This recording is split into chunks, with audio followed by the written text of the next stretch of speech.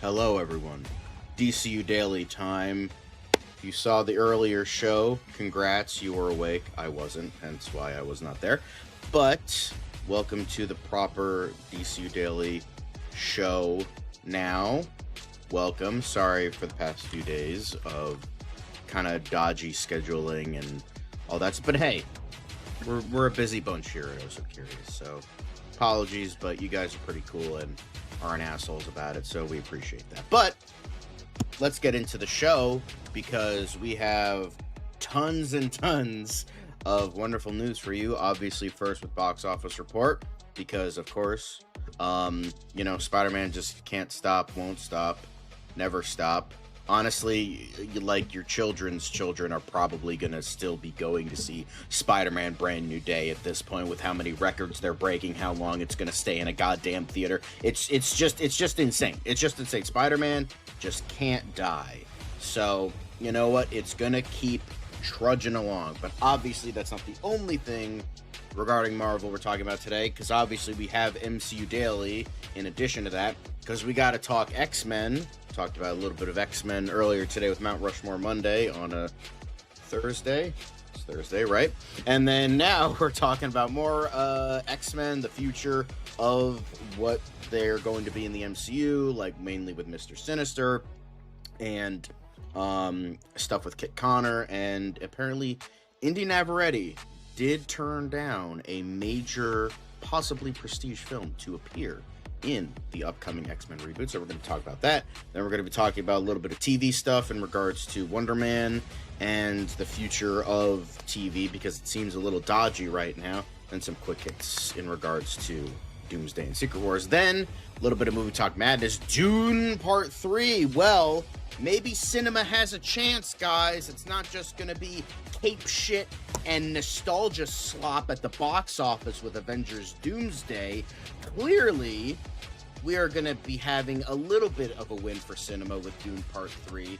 Apparently, their pre-ticket sales are, in fact, killing it, and we might be getting a pretty damn good opening weekend from them. So that's something to look forward to. And then, of course, we have a little bit, some quicker hits in regards to Movie Talk Madness. And then Lizz somehow returned, and she's here talking about many movies that she saw over the past few days, one of which I will also be reviewing because I also saw it yesterday. So going to be talking about that, as well as a movie I previously reviewed.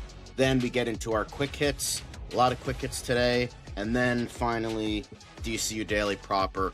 We have lots of stuff in regards to Clayface and Batman Returns and Lego stuff, lanterns, people retiring, all that stuff. A little bit of what did Gunn say, and then of course more lantern stuff. That is the talk of the town right now. So before I talk too long, let's get into the show. Let's talk about being Knuff. Yeah, I think that's good. It doesn't seem to matter what I do. I'm always the number two. All right, mister, I need to paint my abs on to get nominated. You don't see Robert Downey doing that. You're kidding. Robert You're Downey. kidding. I can't open the envelope without the... Warner Brothers is heading back into the Matrix with a new movie in the works. Wonder what other surprises are in store. I want to be Bruce Wayne. I like that. And you're gonna love me. There's the shot right there. That. Okay, we don't need to see Right there. You look ridiculous. Well, not no more, he don't. What, dude? I can barely understand you. Your accent's insane. What the Give me a hand up. Nope, I'm actually okay. Thank you very much. Oh, wow. Wow.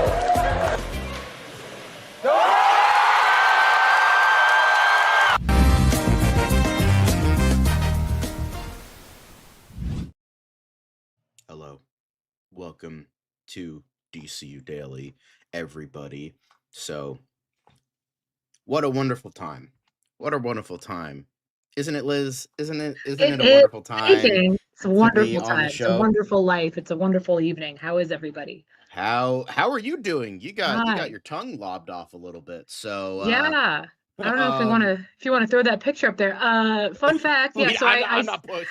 I don't know if we'll get demonetized for that, so I don't want to put it up. It's not gross. It's just wild. I don't think it's gross, but hey, I don't trust YouTube, so like they'll fucking go after it. Not to get into it, it kind of turned a friend of mine on, which was a weird response, but okay, I'm here for it. Yeah, so I sound like Sylvester Cat from Looney Tunes a little bit, you guys, because I did have I promise you I am lispy as fuck, but I did have a part of my tongue chopped off, and I literally just found out today, sorry to be dropping this bomb on you, John, we didn't get to talk before the show, it was cancer. So yay, I am cancer free. It's been removed. Nice. Okay, that is a bit of a bomb, but the reason I'm bringing it up is because if you have something, it's a little iffy, or nope, get it checked out. Get it checked out. Yeah, don't do that. There it is. There we go. I almost said, cancer free, but no.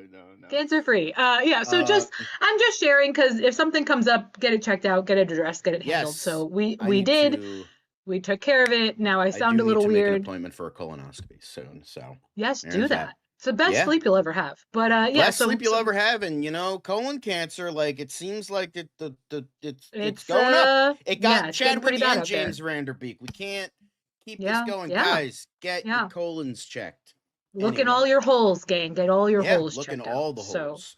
But again, so that's why I sound like this. I'm gonna sound like this for a little while. There's like a slightness, but I don't. It's not like major. it's not like this. So you're fine. Believe me, it's better than it was. But I did go to Comic-Con with a slight speech impediment, and met all the celebs. But it was fine. I'm here to tell my tale. That's what matters. So good. Here we are. Well, hi everybody. Also, by the way, guys, you can vote for Mount Rushmore Monday. With that, Caleb is in the chat, and can we trust him? Yeah, I think we can trust him. I don't know, maybe we'll see. I trust him. But what's going on? DCU Daily, bro. Did not fucking read the title. It's like right there. I mean, come on. How long have you been subscribed? Jesus Christ, CC Black. Yes, great to hear. Glad. I think we're all happy to see you. I love it. Liz, Thank you, Dan. I appreciate that. I appreciate that. That's good. That's good. Good one, buddy. But yeah, honestly, I'm kind of scared about this. Dan, check that out. You might need to delete something in the community tab if Caleb posted there. Yeah. So won a fight before it was even a fight. That's pretty good. Yeah. But also, by the way, I forgot to throw it up. So I'm just gonna say hi. If you don't fucking know me at this point, then what are you even doing? Anyway. So but welcome. If you're new, welcome. We're happy to If you're new, welcome. Yes. But anyway. We apologize in advance. Let's really talk about, well, before we get into Spidey news, we do have box office up because about the other billion-dollar movie, the billion-dollar movie that just motherfucking beat Deadpool and Wolverine to become the biggest. I mean, we knew it was going to happen. People are still trying to get their hands on tickets for 70mm. I'd like to see it in 70mm, but it's not a fight I'm worried about. Literally, I literally went through like every showing, and like I would click on a seat, and like it would disappear. Yeah. Like there was like there was one where it was a good glob of stuff, like all mainly in the front. Yeah, and I clicked on. Like literally I would refresh the page and they would like slowly deplete, and I'm like, Jesus fucking Christ. eBay apparently they're going from or genuine, I don't know. Yeah, eBay they're going anywhere from like $150 to like $550, but I'm good, gang. I'm good. I saw it in Dolby. I mean, I love Nolan. Just fine. I love this movie. I think it's a phenomenal movie. I want to maybe try and see it again. But they'll do like a re-release years down the line, and it'll be fine. I mean, they're re-releasing The Prestige. I'm definitely going to be seeing that because I haven't seen it yet. So who doesn't know? I don't know. But who do you know? Which George? There's a couple Georges. Which George? But Rob, I don't know. I don't think it's shown here. But Rob Liefeld had some nice. Even though Rob Liefeld's kind of a known dickbag, but he did have some nice words. He's like, you know what? If there was anybody that can leave Deadpool and Wolverine in the rearview mirror, it's the motherfucking GOAT. And yeah, I think that's definitely awesome to see. I don't think anyone's mad about it.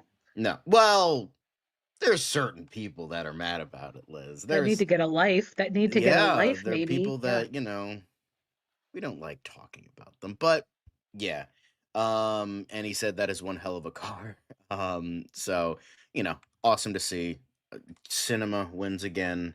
Brilliant.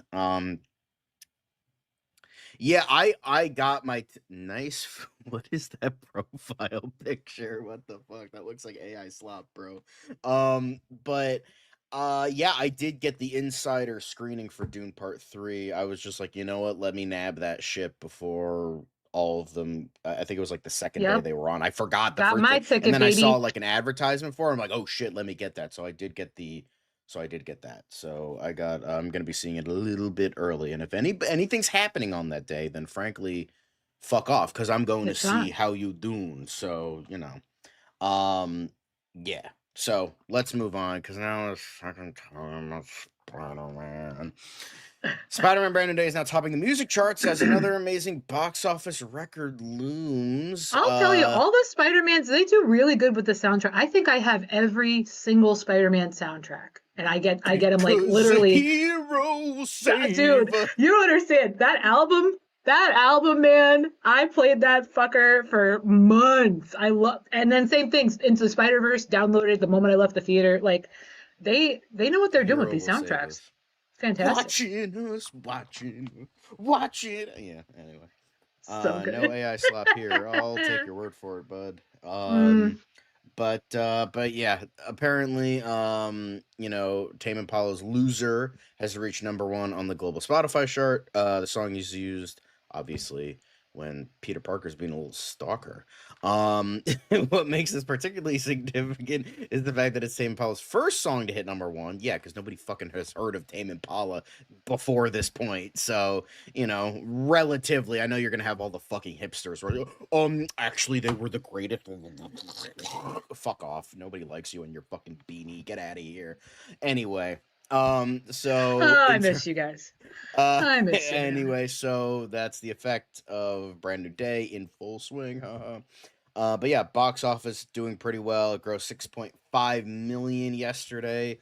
It will beat No Way Home's $804 million domestic haul, because of course it will. And it will be the highest grossing Marvel movie of all time, beating Avengers Endgame's $858 million haul eventually. And it then is going to eye the other, Disney-owned property with Star Wars at $936 million domestically. We'll see if it gets there. It most likely will. So yeah, nice. Even in the music side, Brand New Day can't stop winning. And another big shock to no one, the Insidious sequel that literally everyone forgot fucking existed, because who gives a flying fuck about Insidious anymore? That got beat by Spider-Man. Wow, crazy, bro. But it aims to swing past the Insidious sequel for 4th box office win. Oh my god, isn't that fucking crazy? And also Mutiny, because oi, let's have a mutiny. But yeah. So Sony Pictures this time, because I feel like the Insidious franchise, I think it's like distribution or producing, I forget what They it was, didn't but advertise this the one rights very get well at all. tossed They're around like more than a advertising it more drunk now. girl at a frat party. So like, It's weird. it's like I think Focus Features was one time produced it. Universal did at one point. I know Atomic Monster, I think, is all of them, because it was originally by James Wan. So it's definitely it's Amazon Mutiny on Prime Video. Yeah, because who the fuck wants to see a fucking Jason Statham movie in theaters? Like, yeah, but in theaters, come on now. Yeah, dude. What are you talking about? Yeah, dude. But Jason Statham on the big screen? So Yes, please. What are you talking about? Sony Pictures releases Insidious out of the further in Thank you. roughly Thank 3,000 you. North American theaters on Friday, with the studio projecting an opening weekend around 23 million. So yeah, like, I'm excited. I hate the title. I think the title is so stupid, but I can't wait. yeah, because I love me apparently some it was Jason. supposed to be like something else, like the bleeding something, or bleeding, because I was looking it up, because I think we were doing a different story on it the other day. I was like, oh, and let me curious. And I looked it up, like new Insidious movie, because I think I was looking up who owned the rights to the franchise. And the IMDb link that popped up had the old title, but obviously once you click on it, it's now out of the further. But it was called, like, I think, like Insidious: The Bleeding World or something like that. And then which is honestly a better title, Out of the Further. That just sounds weird, especially if you don't know the context for this franchise. Like, the Further is like the other, like, dimension where, like, ghosts are or whatever the fuck. Still a dumb title. Dumb. Somebody cranked out of their mind. Yeah, Jason Statham. But yeah. Anyway, nobody. I don't want to talk about this fucking Insidious anymore. But we gotta talk about it. Yeah, it's apparently 50 million worldwide, while Spider-Man is gonna kill it with $85 million worldwide, because of course it will. The 50% fourth weekend decline is on par with Endgame, because that's crazy. Oh my god, look at more money for Marvel, yay. Anyway, but that's not, we gotta still talk about Brand New Day, because not money-wise, just regular, shit. Apparently Spider-Man Brand New Day, brutal Hulk moment cut and original fight ending hated by test audiences. So this is coming from James Unsworth. So he had some insight on what happened. There are a few other versions that we worked on. In some, Spider-Man basically used a shocker gauntlet to Superman punch him and knock him out.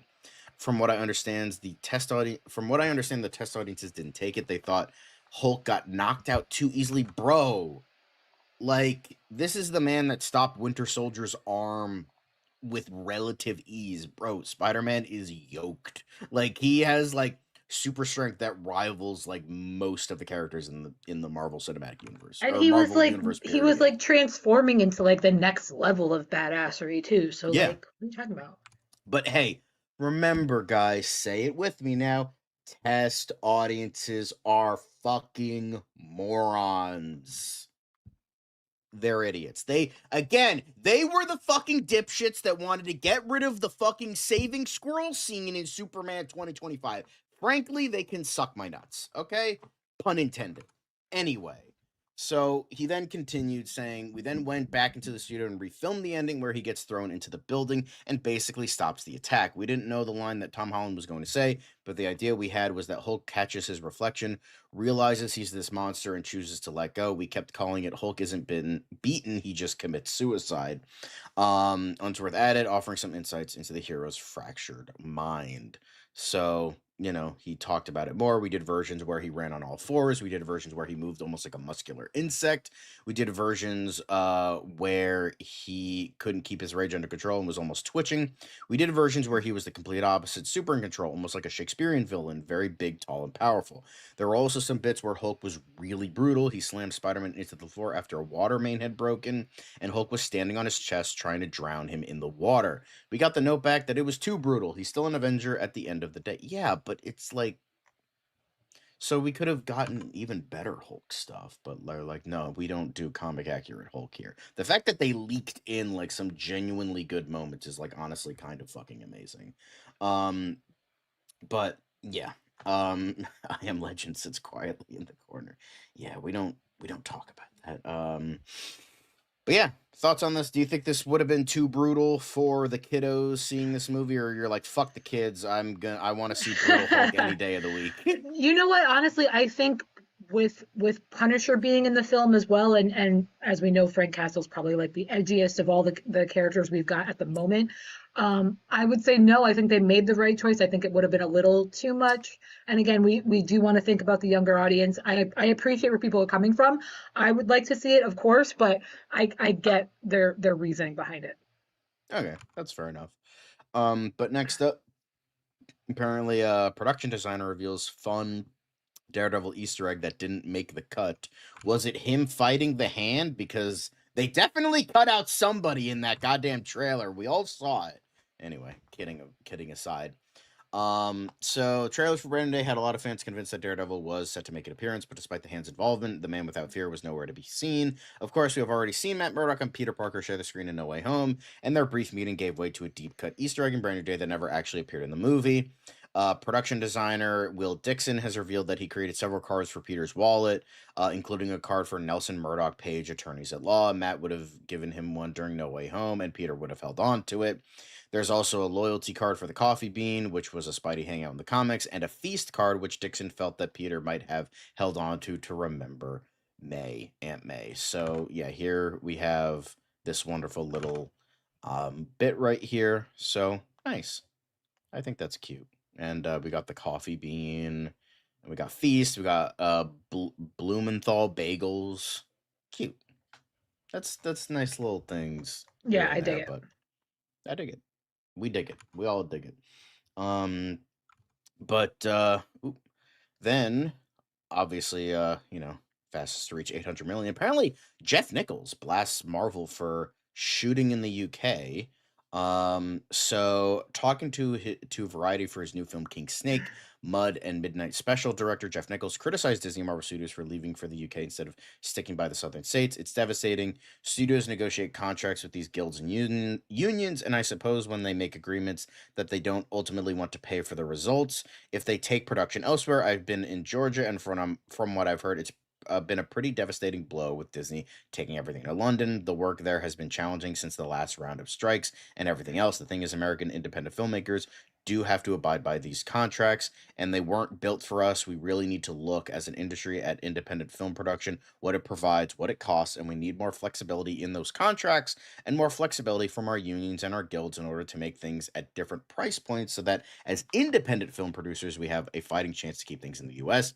The truth is, as state-based subsidies continue to change and move, that's not enough. We have to find ways to have independent film producers stay in the United States, and it's a massive challenge so that in between the big studio films, there is a thriving ecosystem of films, which I can see why he's upset about that. Like, it's definitely, with how all of this is going, it's dodgier and dodgier with, there's the whole thing with, like, LA trying to keep itself together as, like, the, big point of, like, Hollywood and all that. So there's that, of course, and then, like, it's kind of like the trickle down thing of, like, oh, if, like, the big studios are doing all this sort of stuff, then it kind of bleeds into that. It's like, well, now we have no choice. You're kind of like putting people out of work. You're kind of doing all this stuff, which is not great, but, like, I don't know if any big changes are going to be happening soon. But, like, I mean, Tom Holland was talking about this a couple weeks ago with the whole thing of, like, we can't fucking film in New York anymore because it's fucking impossible. Like, even though he's, the hero to be in New York and to be swinging through New York, it's literally impossible to block off streets, impossible to film because you're always going to have assholes being like doing this, that, and the other, taking a picture and all that shit. Yeah. So it's impossible. So unfortunately, they do have to pick like cities that are close to what New York looks like, and then, like, obviously do rigmarole and post-production to make it look like that. But yeah, so I can kind of, see that as well. And there's also Dan giving us a little insight in regards to unions and stuff like that. So yeah, it's a lot. I don't know if you have any thoughts on this, Liz, but no, I can see the arguments on both sides, but at the end of the day, people got to do what they got to do. And, again, like you said, even Tom Holland was like, yeah, it sucks, but, so, things happen. Certain areas, certain elements work differently, work better, work worse. I mean, they can still film Law and Order in New York, but as far as these big blockbusters that, that take months at a time, I understand. I get it. So there's actually, in one of the films I'm going to be talking about coming up, One Night Only, there is actually a scene where they are trying to film on the streets of New York and something happens. So it's just kind of funny that we're talking about all of this. But I can understand people's feelings on both sides about it. So but yeah, it's what are you gonna do? But now we keep the Marvel train going. We gotta go into MCU Daily. And talk about a little bit of X-Men, because apparently an X-Men rumor reveals surprising Mr. Sinister plans and a saga shaking cameo. Possible spoilers. But this is from My Time to Shine, so it's probably bullshit. So with all of this, Sinister may not be Mutant Saga's big bad. According to My Time to Shine, Milbury will be working for the true villain of the next saga, and Marvel Studios is hoping to cast a big name to play that character. There's no word on who they are, but if the MCU is following the comics, then Mr. Sinister is likely reporting to Apocalypse. That's a character who opens the door to all manner of stories, and he's definitely capable of being a Thanos or a Doctor Doom level threat. It seems very early for news like this to leak, but it's not impossible, especially as X-Men nears the start of production. The script has been being worked on for a while now, and the cast is obviously taking shape. It has, however, been confirmed that those revealed at D23 will not be the movie's only leads. So, we expect at least one or two more members of the X-Men to be revealed. Beast looks likely, along with various supporting characters who will help flesh out this exciting new corner of the MCU post-Avengers Secret Wars. I think, don't get me wrong, I think Mr. Sinister could definitely be a big bad, but, I can also see them wanting to, fit with the whole, Thanos, Doctor Doom kind of vibe, because those are really, really big villains, and Apocalypse, literally his name is, the end of the world, so, yeah, of course, that would make sense. However, I'm curious, because Kevin Feige did say that he wants to avoid stuff that that Fox has already done. He's like, oh, we're not gonna tread ground, hence why they're going with Mr. Sinister instead of having a lot of Charles, Magneto stuff. Yeah. But I think and the thing is, they've already done Apocalypse, but Apocalypse was done wrong. Poorly. So Yeah. I can see them wanting to do Apocalypse correctly, but at the same time, I could also see Mr. Sinister being a pretty big villain. He's a pretty big villain in the comics, not Apocalypse levels, but I think, No, I he think was that on would the be cool. original cartoon too, so. Yeah. Yeah. Yeah, we did hear that. Henry Cavill, I did hear that. Lee Pace, I don't know why. He's fucking Ronan the Accuser. Why would they have him recast him as a completely separate villain? But sure, I guess. I don't know. Hopefully not too much Wolverine stuff. Yeah, I hope so. No, they didn't, but what are you gonna do?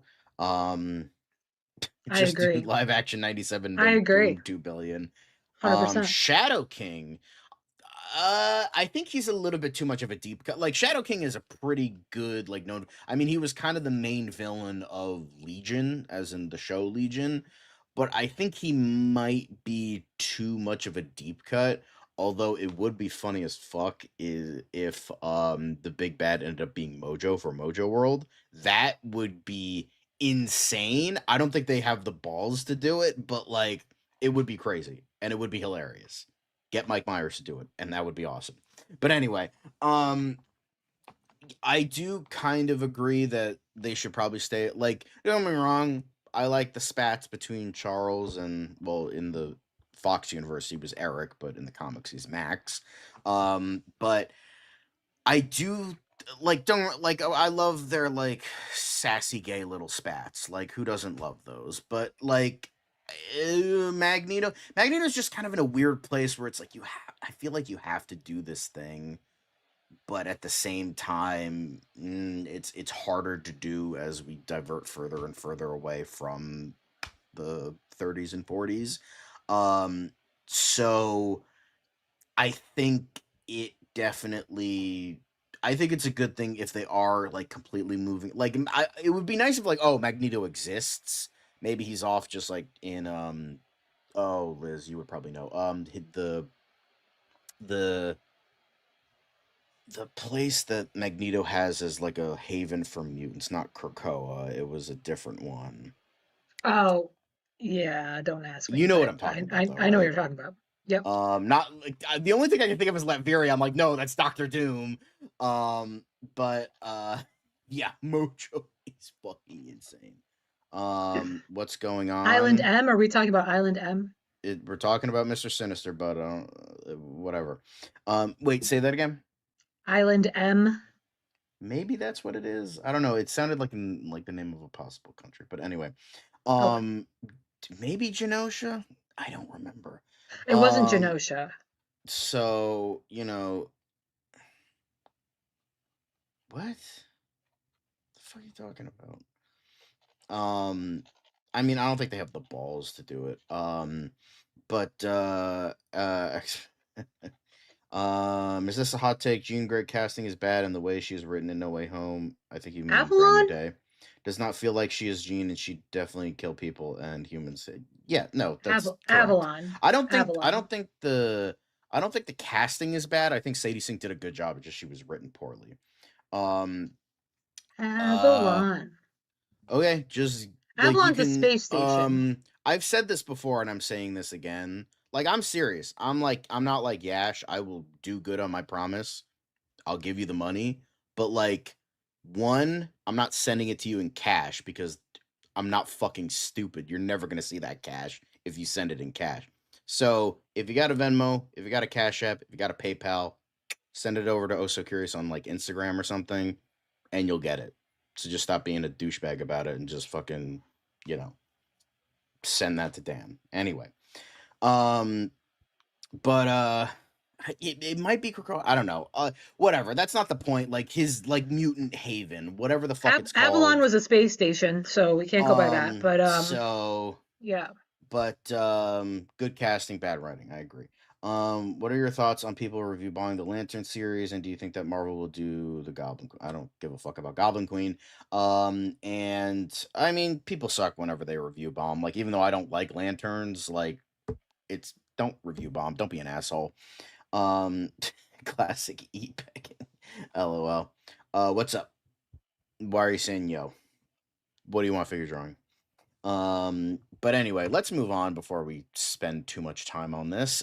Kit Connor is apparently bulking up in newly shared photo as he prepares to play Cyclops in the MCU. But holy shit, what the fuck? God damn. Holy fuck, those arms. What the shitting fuck? Holy crap. God damn. That's Bulge big. Watch, baby. Bulge Watch. Very nice. That's big. That's fucking holy shit. Damn, I think he's bigger than David Corenswet. Holy fuck. How long, bro? He might be bigger than David. Maxing right now? What the fuck? He might be bigger than David, yeah. Like, holy shit. God damn. Well, there's no bulge because he's wearing sweatpants, but you know.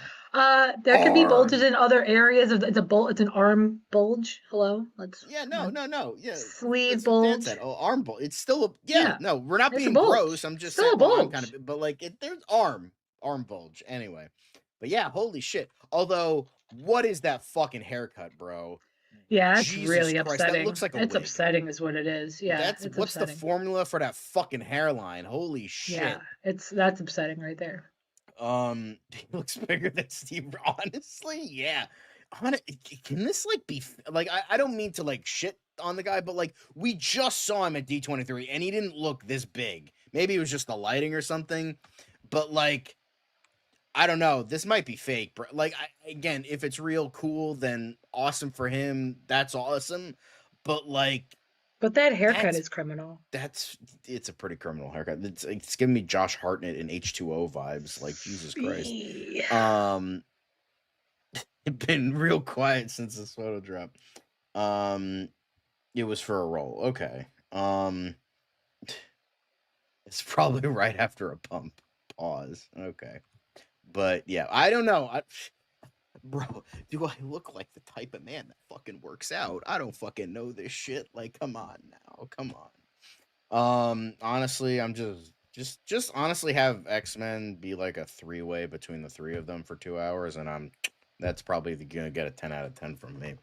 If we even if we don't get that, we got Wood Rocket to handle us. It's fine. But yeah, bro's yoked, looking good. If it's real, just fucking get a haircut, bro, because it looks like shit. That looks like shit. Everything else looks good. But apparently, our girl Rogue, Inde Navarrette, turned down this. I don't remember if you call it a franchise, but this major franchise to join the MCU as Rogue, and apparently it was Heat 2.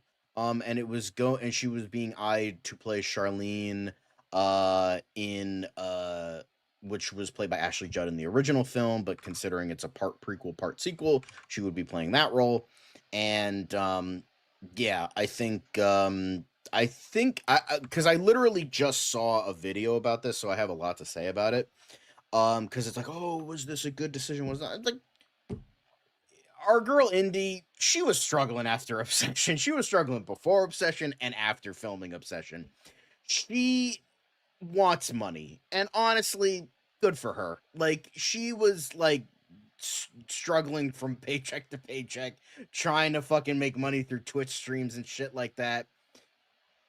Yeah, I'd fucking take the Marvel money too. Like, it's crazy. I mean, because here's the thing: like, the economy, especially for Gen Z, is butt fucked 6 ways from Sunday, and she doesn't want to be in a place of like, oh, I don't know when my next meal is gonna be, so I'm gonna take the fucking Marvel money and run.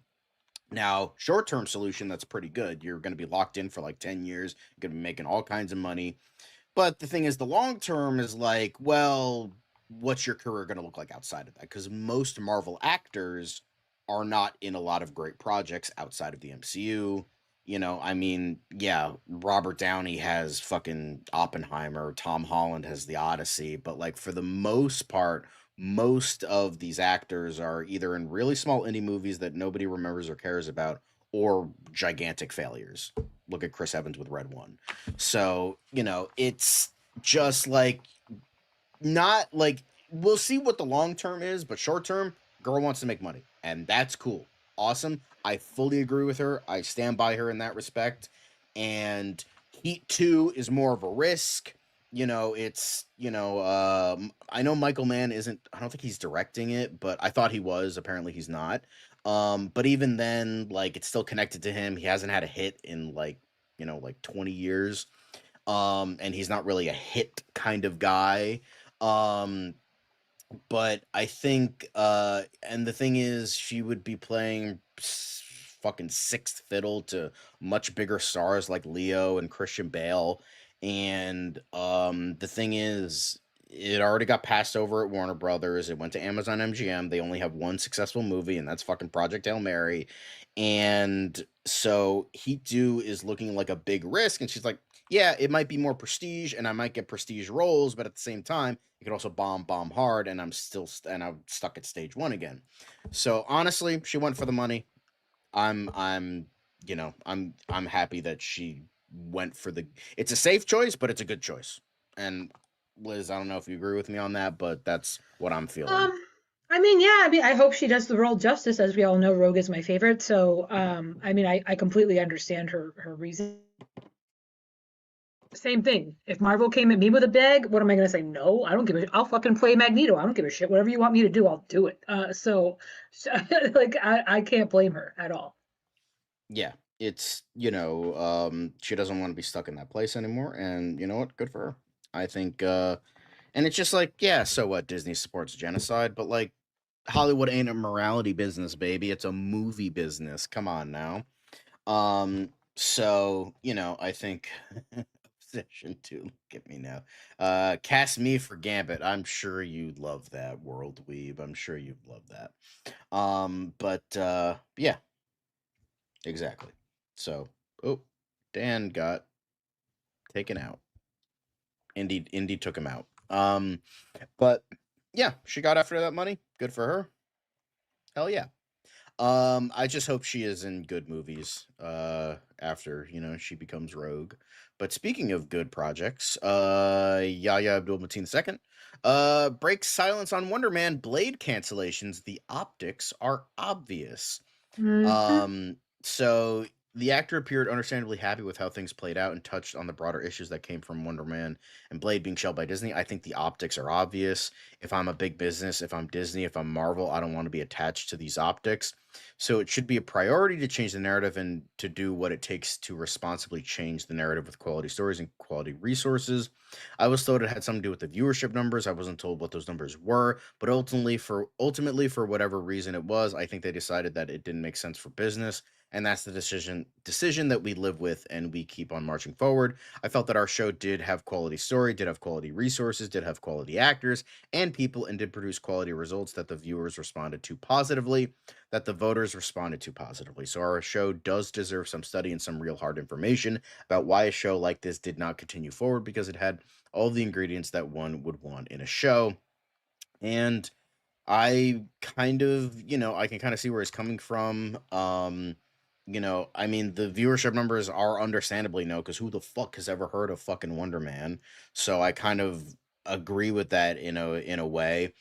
But, it's just a little iffy that the two major things that got canceled star a black dude. So I'm just saying, he Wonder was Man was awesome, to be fair. he was Too. clearly I was dancing looking around forward to that season 2. subject because he doesn't want to be blacklisted. So, he can't, because, like, look at Ray Fisher. What fucking career does he have now? So, I think it would be kind of a stupid thing to say something like that. I mean, I can say that because I'm fucking nobody, but I do think that it's a little suspicious, but at the same time, I can see why Marvel did it, because clearly they're kind of moving away from that. Um, so I think, and with that, there's this to talk about, because outside of like Vision Quest and a couple things, it seems like Marvel TV is kind of going the way of the dinosaurs a little bit. As it But should. but we have this to say. Much has been said about Marvel's television's plans for live action series moving forward. Vision Quest will conclude the quote unquote WandaVision trilogy this October, while Daredevil Born Again season 3 is set to be released on Disney Plus next spring. Beyond that, nothing has been announced. There are concerns that the Man Without Fears TV series will be abruptly canceled again, with a shift to much cheaper animated shows aimed at a younger audience on the streaming platform. Fortunately, we have a positive update from Puck. According to the outlet, there are multiple live-action Marvel series in development for Disney Plus, with announcements expected soon. Marvel Television is confirmed to host a panel at New York Comic Con on October 8th, so that could be where we learn more about these small screen plans. There have been rumors about additional special presentations after the success of One Last Kill, but there's currently no word on who would feature in any future Disney Plus projects. Wall Street Journal's Ben Fritz has said the era of prestige and expensive Marvel limited series is over after Vision Quest, but they'd certainly like to find a new live action show with multiple season potential that's not closely tied to the movies and doesn't cost too much. And among all the news coming out of D23, the biennial event where Disney superfans pay hundreds of dollars to watch trailers, it didn't escape notice that not a single new Marvel show was announced for Disney Plus. I guess our plan is just Spider-Man, one executive texted me on Sunday, half kidding. So, yeah, I can see, like, maybe they'll see kind of how, like, the recent future is going.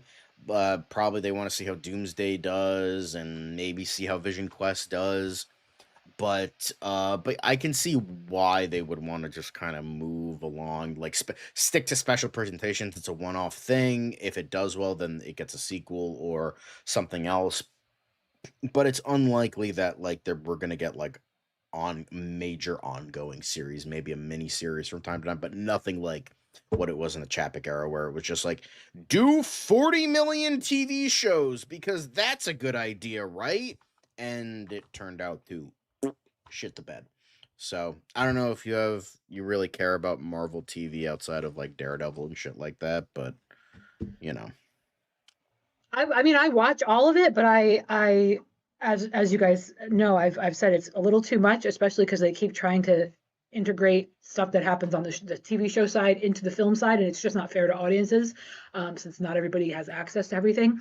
I'd like to see them go the way that DC has been, like especially like with Creature Commandos, for example, where like we know it's not going to bleed into their other IPs and the other films and things like that. I'd like to see them do stuff like that, kind of like they did with What If and that kind of thing. So I'm not mad about it one way or the other, but I am looking forward to Vision Quest for sure. Vision Quest looks fucking goated, bro. It looks so dope. So fucking good. Yeah. But now we move on to Doomsday.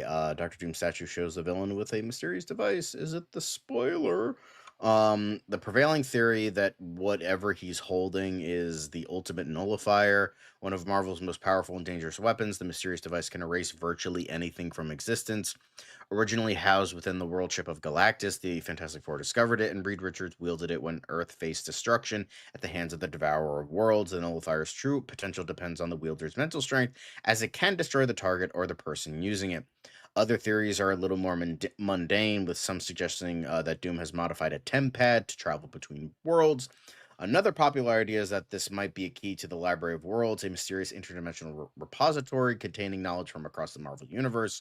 Connected to countless realities, it serves as a vast archive of cosmic information. The official product description doesn't name this accessory, but it is referred to as White One Key in the image file, so that in itself might be a clue on how it factors into Avengers Doomsday. So, yeah. So whatever the fuck it is, this little thing right here, I mean, the ultimate nullifier just sounds like the ultimate fucking MacGuffin. It just sounds like the ultimate like plot device, or the ultimate you know, just you're like, hey, you're erased from existence. Like, all right, that's fucking convenient, but whatever. But yeah, looks cool though. I wouldn't buy it, but it certainly No. looks cool. Yeah. Next up, moving on. David Harbour jokingly drops a major Doctor Doom spoiler. While speaking to CBR in a recent interview, Downey confirmed that they are doing something different with the character, blah, blah, blah. Yeah, it's gonna be different, guys, we swear. During an interview with Variety, Harbour was asked to share one of his lines from Doomsday without any additional context. We pressed our Harbour for any detail about the next Marvel Cinematic Universe installment and asked him to recite a line from the movie completely out of context. He offers a deadpan line in a Russian accent and pointing, "You are Tony Stark." And that's it. That's all we got. So he could be lying. I mean, Robert Pattinson pretty much makes it a career out of fucking lying in interviews, so he's probably fucking joking. Like, I don't think this is true. Do you think it's true?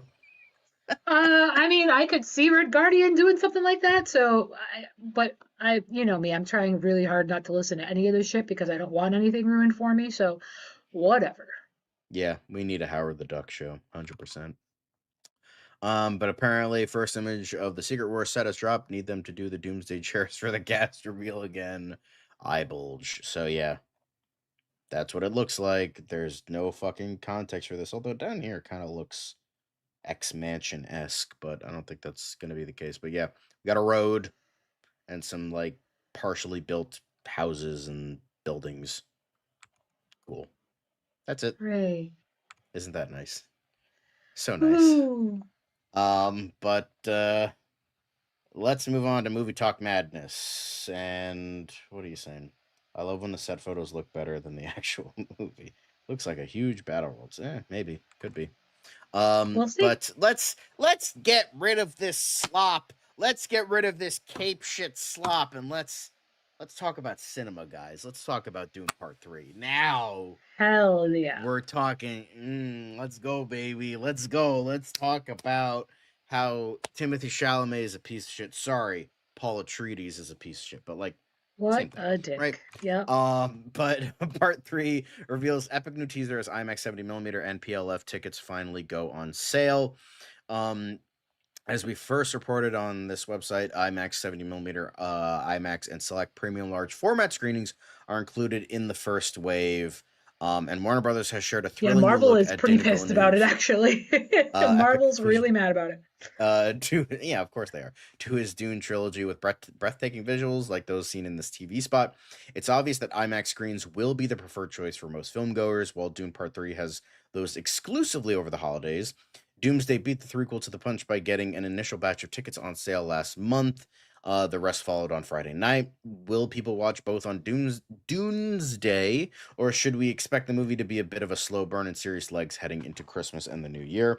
It's probably a little from column A and a little from column B, as box office analysis anticipate Avengers Doomsday and Dune Part 3 performing similarly to Brand New Day and The Odyssey. While one will inevitably gross more than the other, they'll give people options, and the big winner will be theater owners. Box office performance aside, it's going to be an exciting December for movie fans. This latest sneak peek promises a conclusion that's worth the wait, and we'll no doubt have more to share soon. So I will say, like, I'm excited for this. Like, I didn't really like the first one that much. I thought it was like okay. The second one was great. And, you know, it's just the only thing that's like really distracting, like, oh, like 12 years passed by. I'm like, no, it fucking didn't. That's the same fucking twink that we've seen in the last two movies. He's just bald now.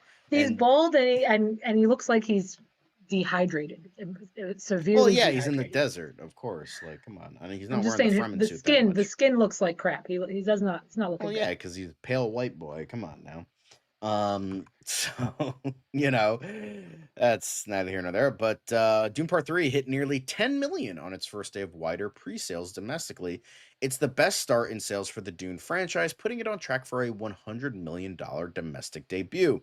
Apparently, Yeah, we that is got not a another healthy. website That is crash, not a healthy and face. Odyssey crashed it. Now Dune Part 3 is crashing. We can safely say it's gonna make 100 mil, which is Yep. great. Lovely Again, to we see. already have our tickets, so yeah, man. Go buy your tickets for Dune Part 3, how you Dune. But apparently Part 3 in IMAX 70mm will have 7 shows daily, playing 24 a day throughout the December holidays. Only the Odyssey played like that in IMAX. So they are really fucking hoping that this is Nice. gonna do Odyssey numbers of like, And it will. get a billion absolutely will. finally. Hopefully absolutely Warner will. Brothers can fucking get a win at some point instead of, you know, crying in the corner, crying in the cuck chair while the Odyssey is getting butt fucked by Brand New Day. I mean, Coyote versus Acme is going to be great.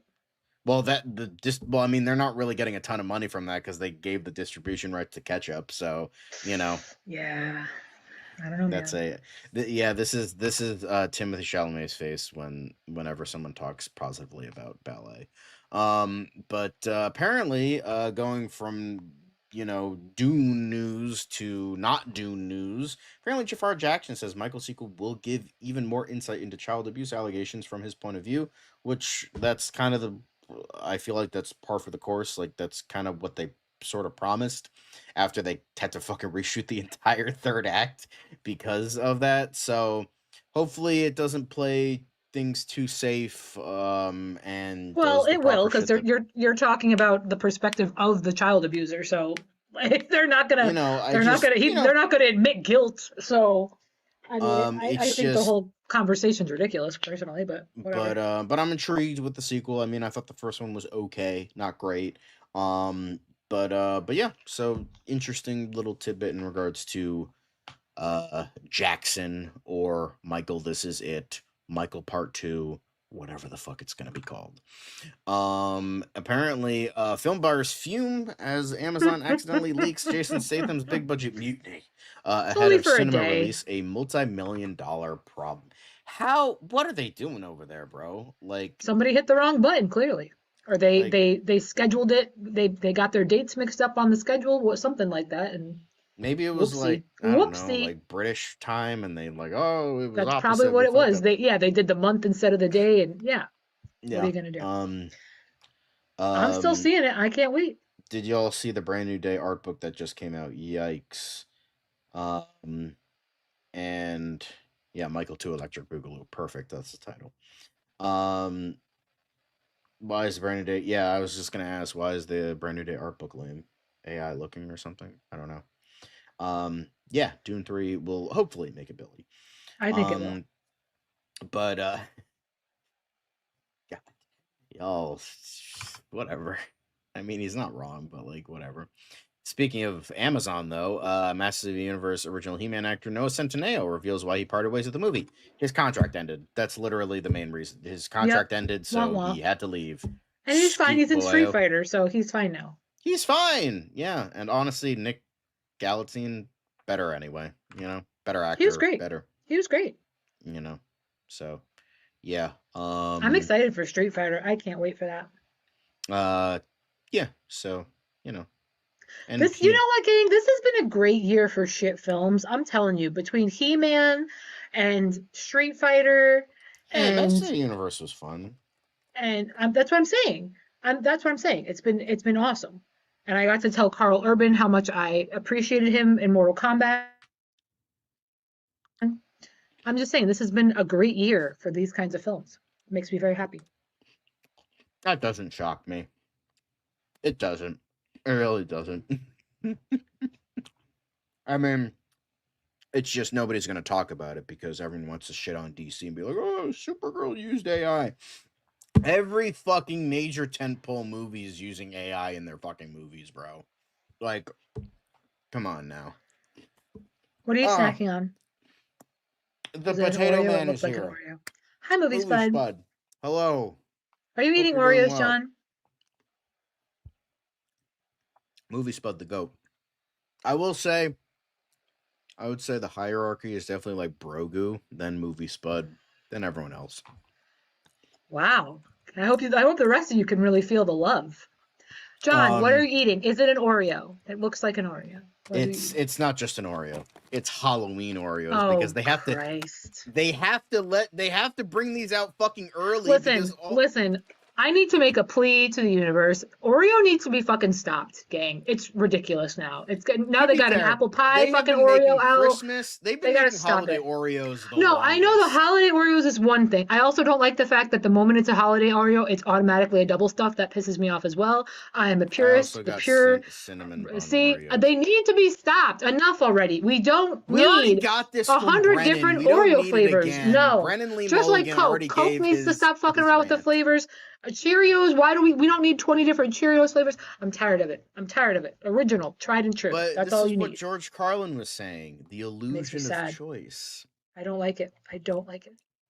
But Master of the Universe powers to #1 on Nielsen's overall streaming chart. Is a sequel possible? Maybe. Yeah. What are you talking? I mean, Forbes already did an article that they're making a sequel, so it's set up for a sequel. Why wouldn't we have a sequel? What are you talking about? They set the fucking 1987 movie up for a sequel, and look how that fucking turned out. I'll be back. No, you won't, Frank Langella. Well, okay. But I hope there's a sequel. There better be a sequel. It seems like what they kind of did was it was kind of like a prequel to the events of what the TV show was. Now everyone's overly corny.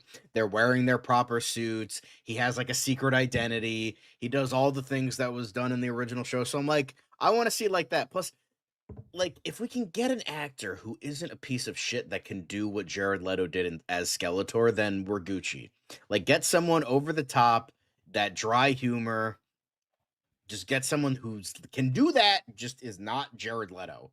Because fucking Jared Leto sucks. He's a piece of shit. We don't need more Jared Leto. I'm a Leo. You know what? I hate Leos. Fuck Leos. Anyway. Yeah. Only because my dad is an asshole about it. So, I hate Leos now. Anyway. Yeah, I have one in my family too. I get it, John. But, last and certainly not least, hey, people with a vor kink, are you watching? Because you'll be happy about this new trailer from this trailer was shit. Whalefall. This trailer Austin Abrams is swallowed by a huge sperm whale in terrifying new trailer. I will say I'm rooting for the whale. Curious. I'm rooting for the whale. I'm definitely I'm intrigued with this. Even though I do like Austin Abrams, I like Josh Brolin. I'm curious about this, but it's crap. People with that vor kink, keep them away from the Doonussy popcorn buckets because they might have a little bit too much time with that. Hello there. But yeah. No. It is indeed Vorin time. But I didn't see the trailer. I saw the first trailer. I've gotten that a few times in the movies. It looks good, but I don't know. Maybe the new trailer does suck. I don't know. Anyway. Yeah, the new trailer's trash. It's awful. Okay. I don't know. I only saw the very beginning of it. I don't know. It's no good. Is it just what makes it so bad? Because it's literally they show him getting eaten by the whale and that's it. They give us no other. So is the whole Well, that was the first trailer. This is the second whale? trailer. No, I just saw it the other day. Regardless, it looks like crap. So I will probably be skipping this one, even though I do love Josh Brolin. I can't do it, man. I can't do it. But yeah, they released a new trailer that gives us more context about the story. It's really not. It's really not. But yeah, I don't know. I think I'm intrigued with it. If the reviews come out and it's horrifically awful, obviously I'm not gonna fucking go see it. But it will be. It looks like a good B. It looks like good B movie fun. It looks like a good thing that Josh Brolin did before he went on vacation. He finished a film and he was like, "Yeah, I'll do this. 5 minutes." It looks like. But now let's get into some prestige talk because we have Lizz at the movies. Well, also for one of them at the movies too. The first one. But let's get into it.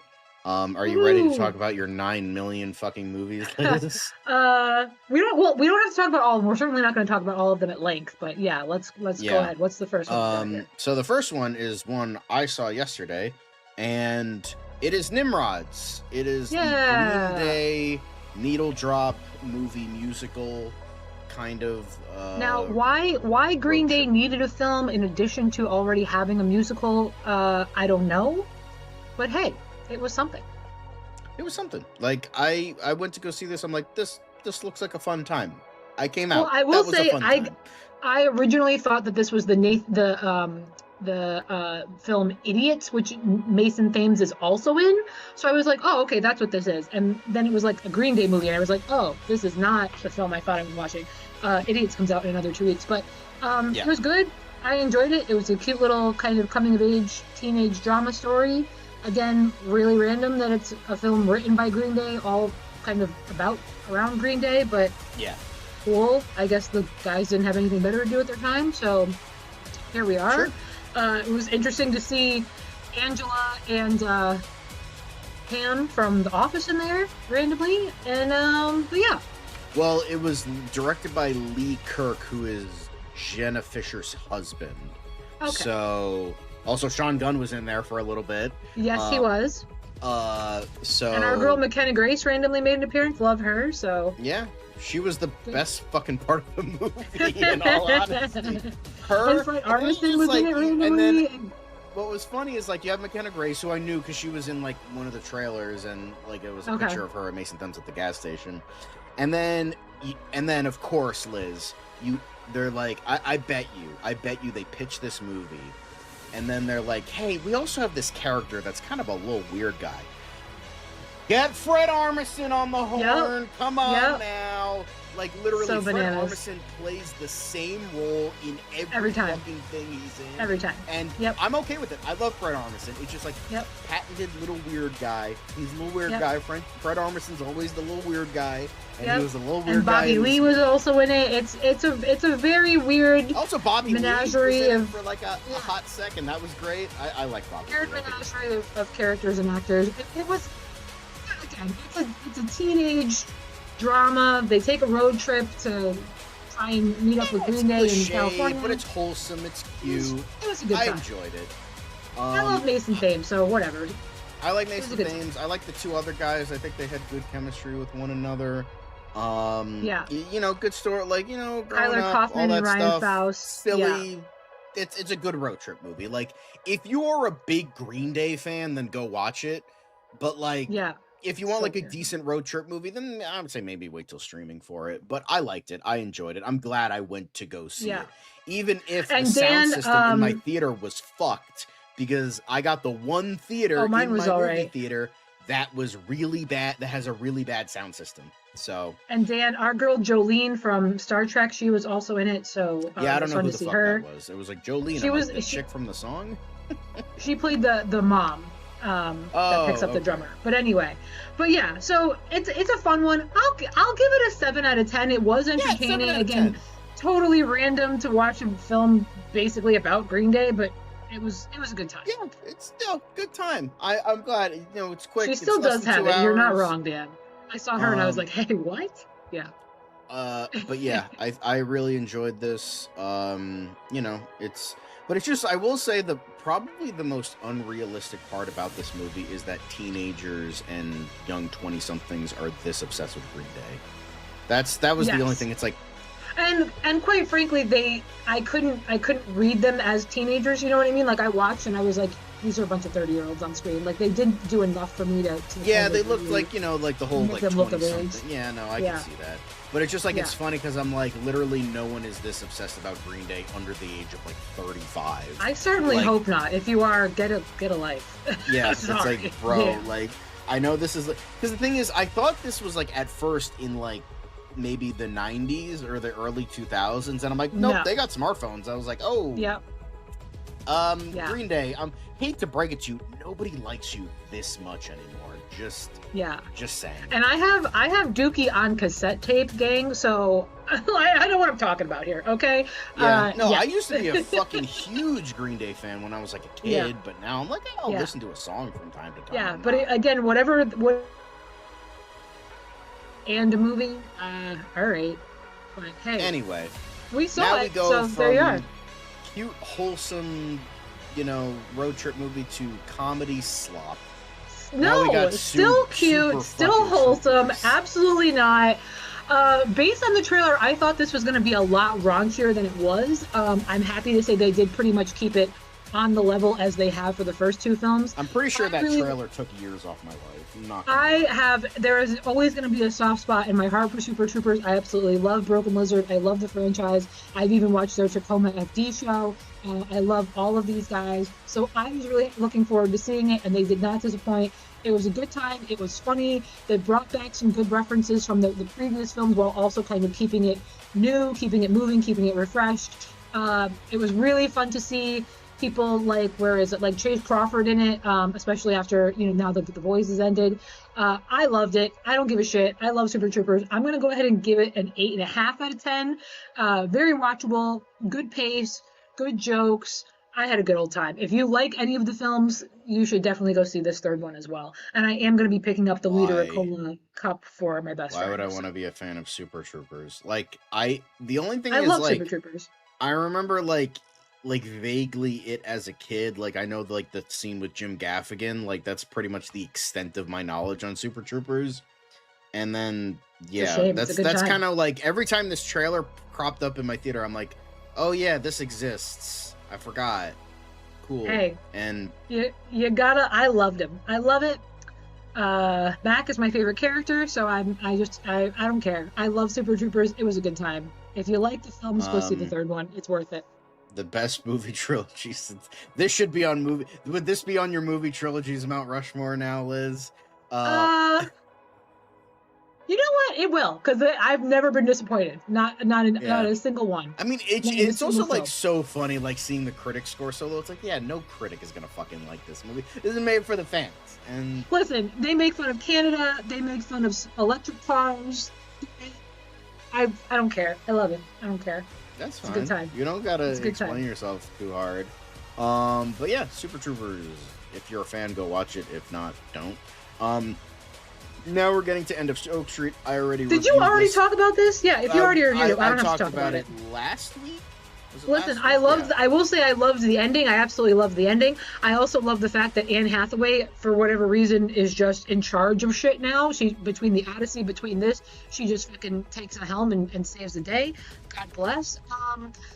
This is the first film I was rooting for the dinosaurs because I hate the fucking dog in it, and I don't want to die on that hill. I still get how you hate the dog so much. And I really wanted Brian, the son, to get eaten as well because he's a fucking idiot. Other than that, I enjoyed the film. So go check it out, especially if you enjoy sci-fi stress. In the beginning, I didn't care for the pacing. I didn't care for the couple of the directing choices that JJ had made. I was like, okay, dude, Well, JJ didn't direct this. David Robert Mitchell did. Okay. But at the end of the day, it was enjoyable. I like the story. Again, I like the way that they ended it. So check it out if you got the chance. I'll go ahead and give this one an 8.5 out of 10 as well. I gave it a 9.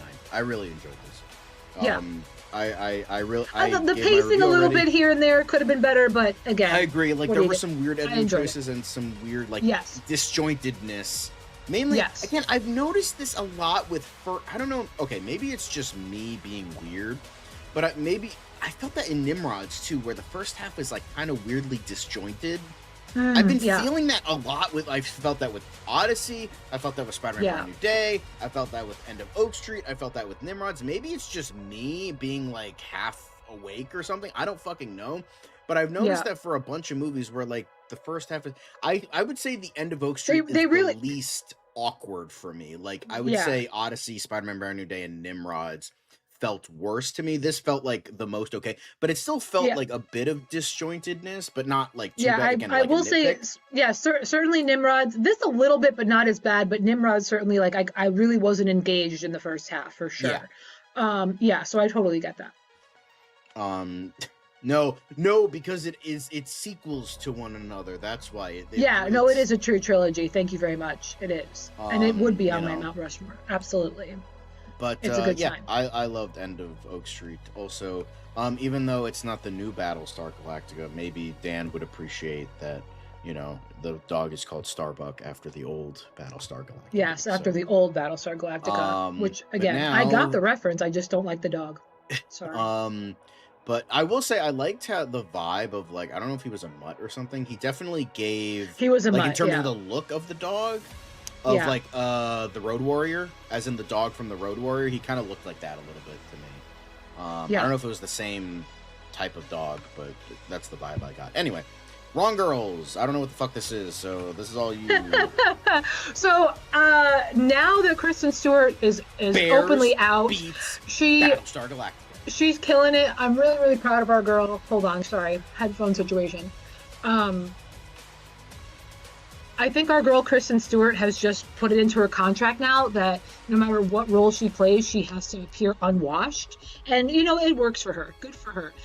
This is about two girls who are hardcore stoners, kind of adrift in life.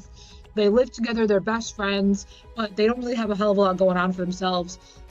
Kristen Stewart gets mistaken for somebody else who looks very similar to her and is handed a mysterious briefcase by our boy Lakeith.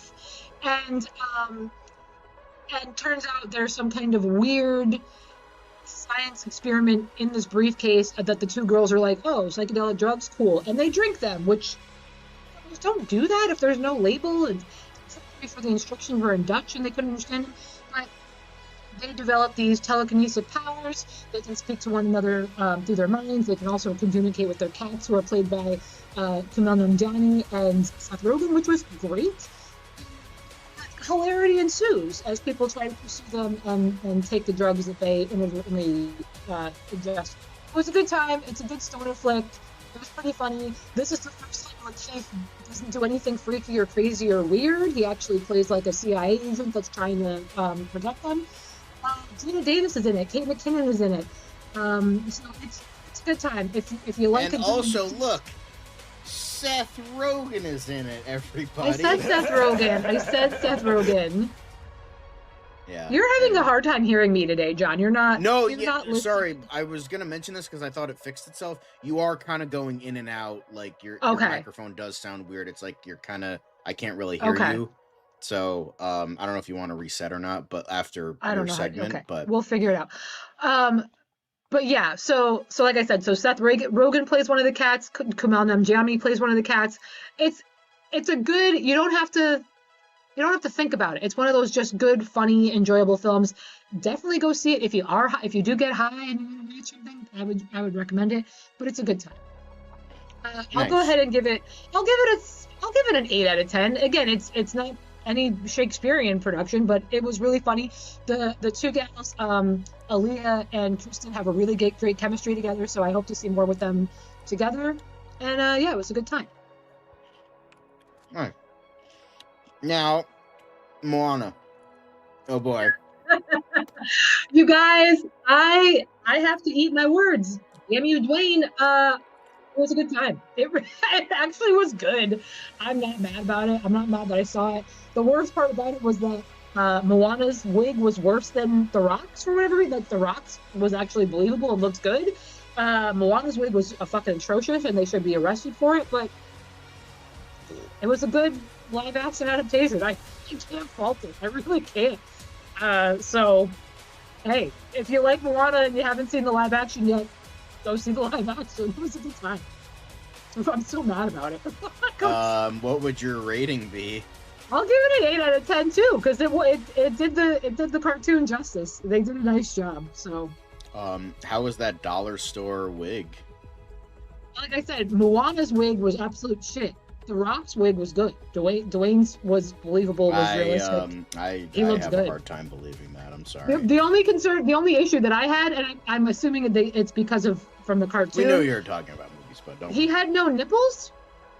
Yeah. Maui had no nipples, even though other characters in the film did have nipples. Like her father, the chief, walks around shirtless, and he has nipples.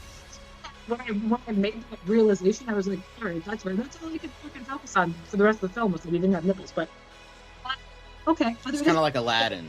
Like he just straight up doesn't have nipples. I feel like did he not? Okay, yeah, just weird. Disney's Weird afraid choices. of nipples, guys. But there were nipples. That's what I'm saying. It's a weird choice to make when you've decided to have nipples on one guy and not on another. This is bizarre. I don't know. Maybe they Anyway. think the nipples will scare children. I don't fucking know. Again, but now the well, B movie. they I mean, pick and sorry, choose. Rivals of Amziah King. The B movie guys, too. Honestly, This movie was really good. You would think the pacing was shit based on the trailer because the trailer made it seem like it was a real slog. It was not. From start to finish, you are in it. It is over 2 hours long, but it's a good film. I will actually also say it's not actually about Matthew McConaughey almost at all, which is also shocking. I'm in the theater and I was like, wait, what? When things took a turn. But it's a good film. It's a creative film. It's an interesting film. It was a good time. Like the first half is like almost a musical because they kept having musical sequences as Mziah's character is in a band and has musician friends, so they keep, it's very like Mumford and Son vibes throughout the film. But I enjoyed it. It is about a guy that has a honey business, and the area that he lives in, it's very cutthroat. Kurt Russell's character kind of goes in and does some dirty deeds and gets a lot of people out of business and somehow brings that stuff to Mziah's door and to get their business back and defeat the evil Kurt Russell. But it's a good time. I'm also going to give it an 8 out of 10. Like I said, I enjoyed it. Did it need to be over 2 hours long? Definitely not. And again, the trailer does not really do the film itself justice, in my opinion. And it's not the film that you were expecting to watch based on the trailer, but I did really enjoy it. Yes. Oh, we have one more. Oof. Yes. Oof. You know what? I was not looking forward to this one at all. Again, the trailer makes it seem like it's kind of a slog, like it's kind of goofy. It was actually really entertaining. There's a shit ton of cameos in this. Don't even bother looking up on IMDb because they don't show you all the cameos that are in this film. They were very, very surprising. Yes, you do see Molly Ringwald in the trailer, but there are some other actors in there that you're like, what the fuck? Like, why? But it really was a good time. It was a very, very cute film. It's a very cute concept. The concept is... I mean, it's more dystopian, but sure. Yes. So the concept is that things have gotten so bad that now single people are banned from having sexual intercourse with the exception of one night of the year. It's kind of like the opposite of the purge. It's like the sexual purge. So everybody has a biomarker in their skin, letting you know whether or not they're single or married, and they can actually go to jail if they have sex on one of the unsanctioned days. So it is a comedy. It's a good time. It's loose, trying to fornicate. Really, really delightful. It's a sweet little romantic comedy. And if you have the time, check it out. The pacing wasn't too bad. I'll give this a 7 out of 10. There were some things could be better, but at the end of the day, I had a good time. Sure. Definitely not Caleb, but thank you. I really wanted to hate Moana. I was ready to take a nap. I really was ready to take a nap for Moana, and they disappointingly surprised me. So They disappointed my nap time. Yeah, I was really annoyed at how much I enjoyed it. I was able so to there stay we awake go. the whole time. Nothing below a Yeah. 7. That's a good. So day, far, I 2 have 6 days. more to see this weekend, so all bets are off. Who Which knows? what's coming out? I know Tony is coming out this weekend. Let me hold on. Let me get my list. So, The Brink of War, Tony, Mutiny, I keep forgetting Mutiny exists. Not gonna Spa lie. Weekend for sure. Very excited for that. Hotspot, The Magic Faraway Tree, whatever the fuck, and then that teenage. I'm gonna see that teenage sex camp one with Gillian Anderson. Yeah, Because that's a Jane looks Schoenbrun hot, dude. film. Does She did. that I saw the look TV hot? Glow, and we're all going to the World's Fair. I don't know if you saw either of those films. No. But But yeah, so I'm hopefully gonna get all 6 of those done by Monday, and I will report back on those.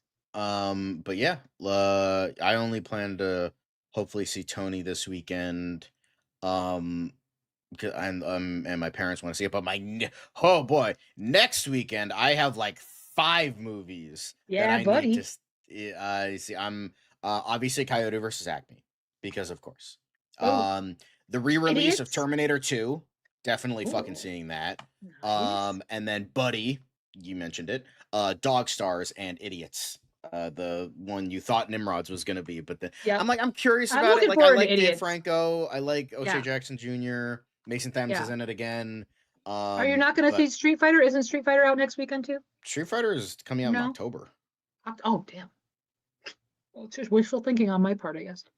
Okay, Yeah. then. That's not coming out No, till I'm excited October for Idiots 16th. for sure. The Yeah, same weekend as Whale Fall, your favorite. Oh, pass. Yeah, Idiots looks hilarious. I can't wait for that.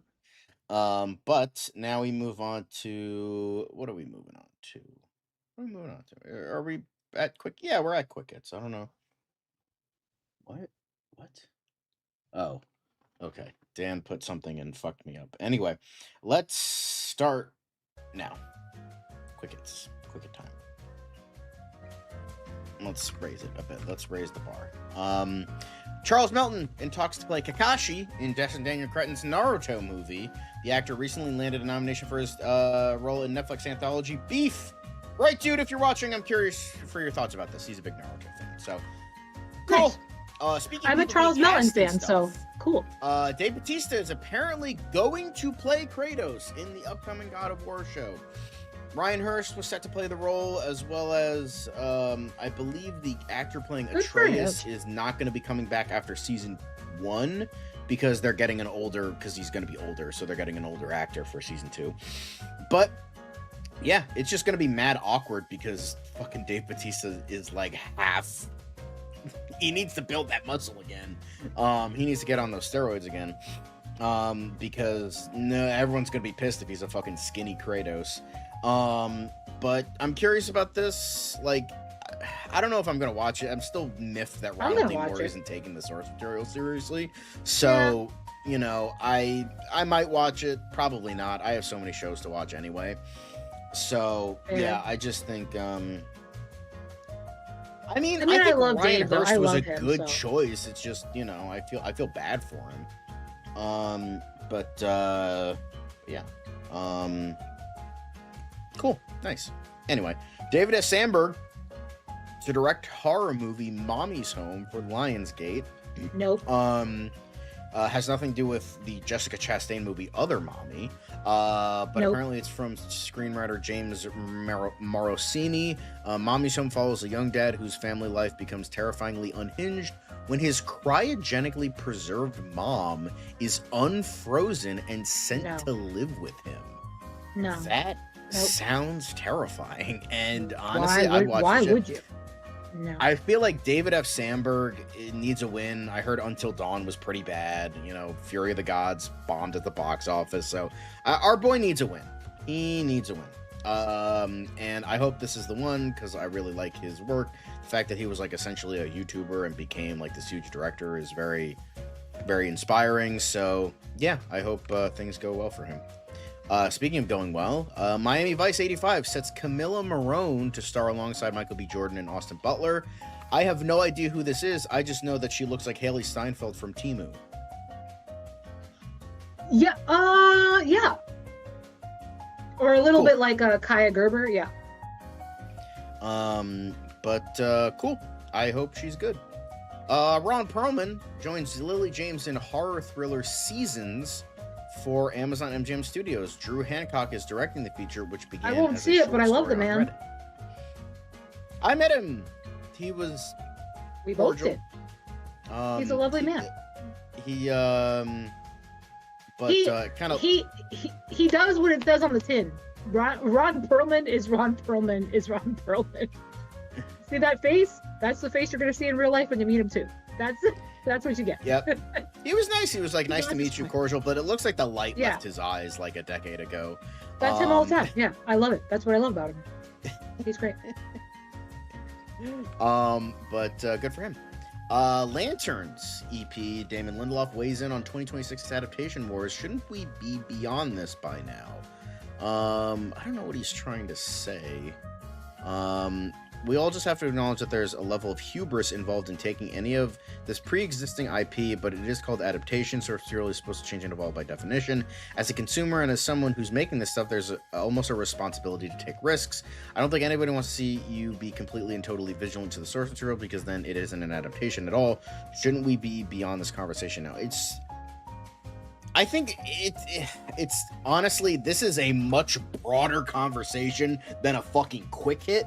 I don't know why Dan put this in here, because I have major thoughts about this. Not like anything good, majorly good or majorly bad, like a good conversation about this. Maybe it could be a separate video. I don't know. But I think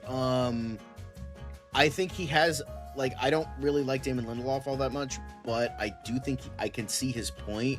But at the same time, it feels like there are some people that just refuse to respect the source material. Then it's like, what's the point of you at least adapting something to another medium if you're not going to at least kind of respect it? Like, yeah. Okay, so it's like, again, literally, God of War, just talked about it. If Ronald D. Moore wants to make an adaptation, cool. Like, you have to at least experience the source material to change it, you know? And it's got to be familiar. Like, same thing with Wuthering Heights. Like, Wuthering Heights was not Wuthering Heights. That's cool that you took inspiration from it, but you got to call it something else. It was like that. It's just like Ronald D. Moore played fucking 10 minutes of the game. And he's like, oh, I'm done because I don't like gaming. It's like, okay, then look up a playthrough online so you're at least understanding the source material to, like, at least be like, okay, I'm not going to do this, I'm going to do this, I'm not going to do this, I'm going to do this. And then you can make those changes because you understand it. Like, keep the core of what makes it work and do what you must. You know, Craig Gillespie on Supergirl, he didn't fucking read the comic. Like, yeah, I get it. It's a slog. That's crazy. It's terrible, but that's crazy. That's crazy. But at the same time, you need to read the comic to at least kind of understand, like, okay, this is what Tom King was doing. This is what Bilquis Evely drew. How am I going to do this differently? How am I going to make this work as an adaptation and go from there? You know, it just, I feel like at the very least, try to respect it as a different medium so you can adapt it for another medium. Yeah. Here's the thing. Okay, God of War is not that deep. I get it. But, like, still, you should not, like, just be like, fuck the original thing. I'm just going to do my own thing. If you're going to do your own thing, just make a new fucking show. That's exactly. What's the point? Exactly. Just make a show about a guy who defeated gods. Boom, there you go. 100%. But the thing is, you have to attach an IP, because that's all we think about nowadays, is we have to attach an IP nowadays to everything. That's kind of like what Todd Phillips was doing with Joker. He's like, I wanted to make an original movie, but, you know, everyone's doing an IP, so I just slapped Joker onto it. And I'm like, all right, sure, I guess that works. But, like, at the same time, it's just like, or like the people behind the new Harry Potter show, oh, we're doing something different. Then it's like, then why are you fucking doing a Harry Potter show? Just do your own fucking fantasy thing. Goddamn. I get it. Original stuff is, like, in the gutter right now. It's hard to get that made unless you're fucking Ryan Coogler. But, like, you know, no, I'm just saying, like, for a person with clout. I'm not don't take that as me disrespecting Ryan Coogler.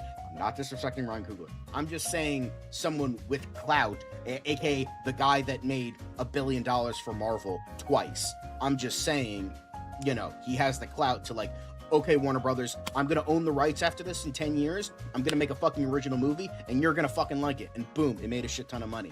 He has the clout to do that. Curry Barker just got fucking lucky. So, you know, I think, you know, unfortunately, I wish this wasn't a quick hit, because there's a lot to say about it. I can understand what he's saying, but at the very least, at least respect the source material so you can figure out what to do differently. Literally, I am writing a script right now that is somewhat based on a comic book story, but the thing is, I read the story and I'm like, cool, I'm not going to fully adapt this. I'm going to take bits and pieces that I like, that work, but also keeping the core of the story, but also doing the vision I want to do. Because I read the book, so I can fucking understand that, you know? Exactly. Like, reading the book, reading the source material, getting the source material, and being like, okay, what worked about this? I'm gonna keep what works, but also do my own vision and do what I want to do, but respecting the source. That's all it is. So I can kind of get what he's saying, but at the same time, I also don't agree with everything he's saying.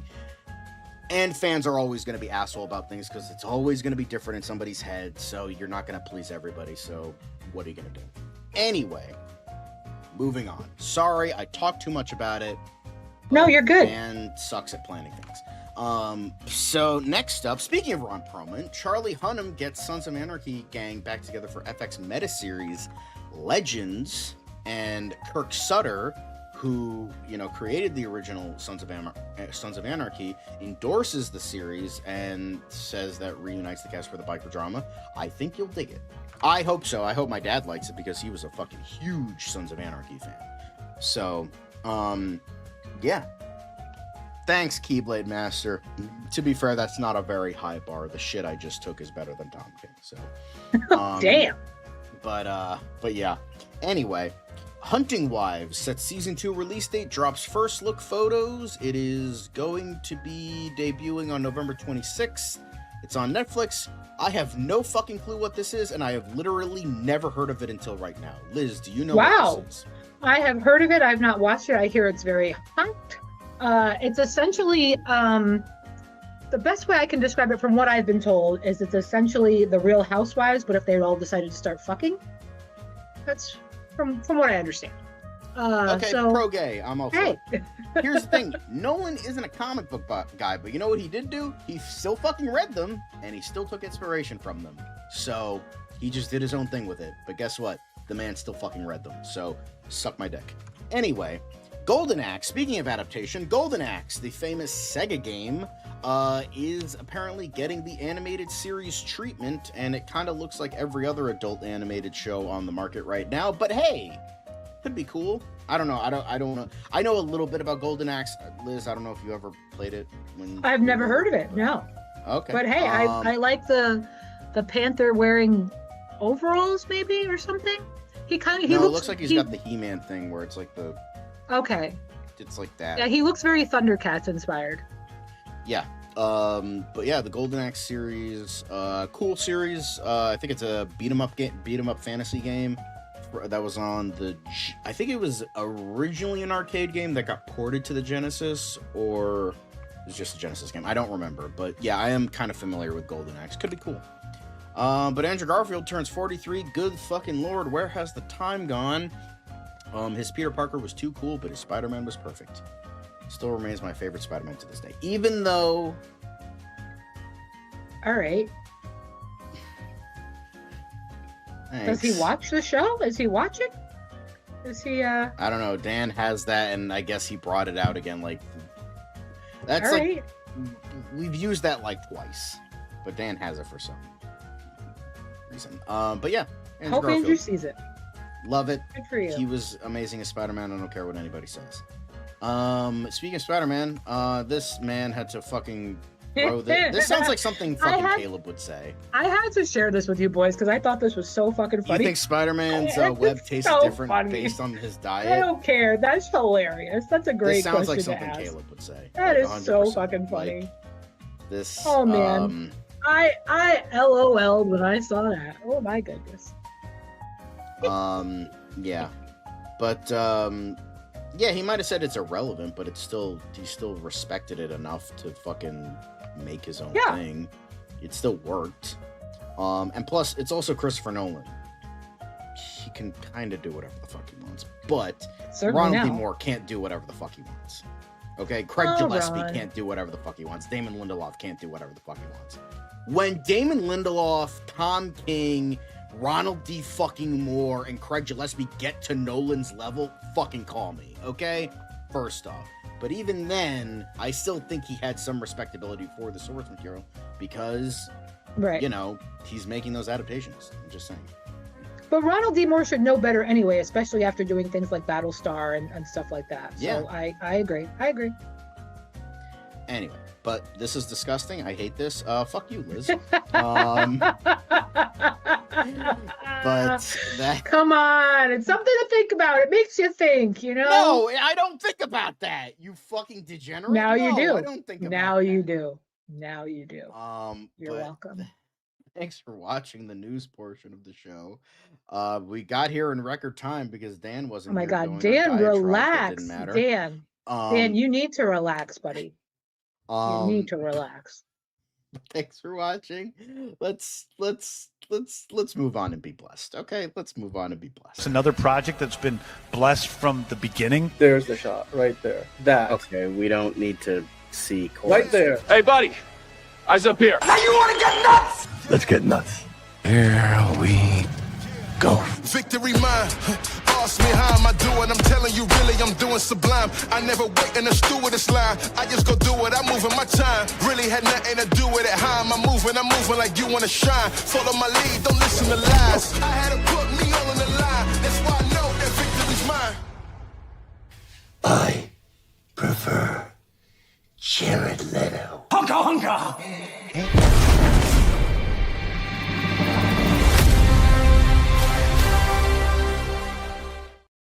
Honestly, Caleb, kind of respect for that one.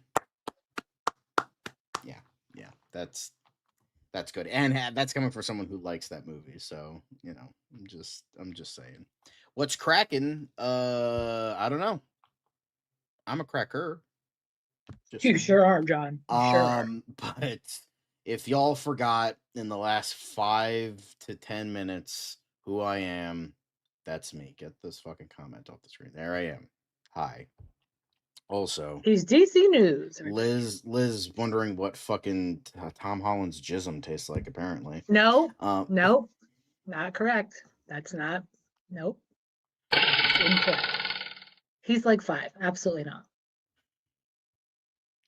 Incorrect. Anyway, well, maybe we know Zendaya doesn't have to wonder. Hello.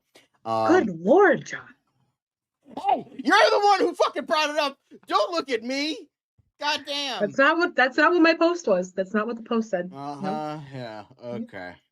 Anyway, Totally out of context. we gotta account for the people with bird blindness, Liz. We gotta talk about quick hits with the Parrots, Ducks, Pelicans of DC News.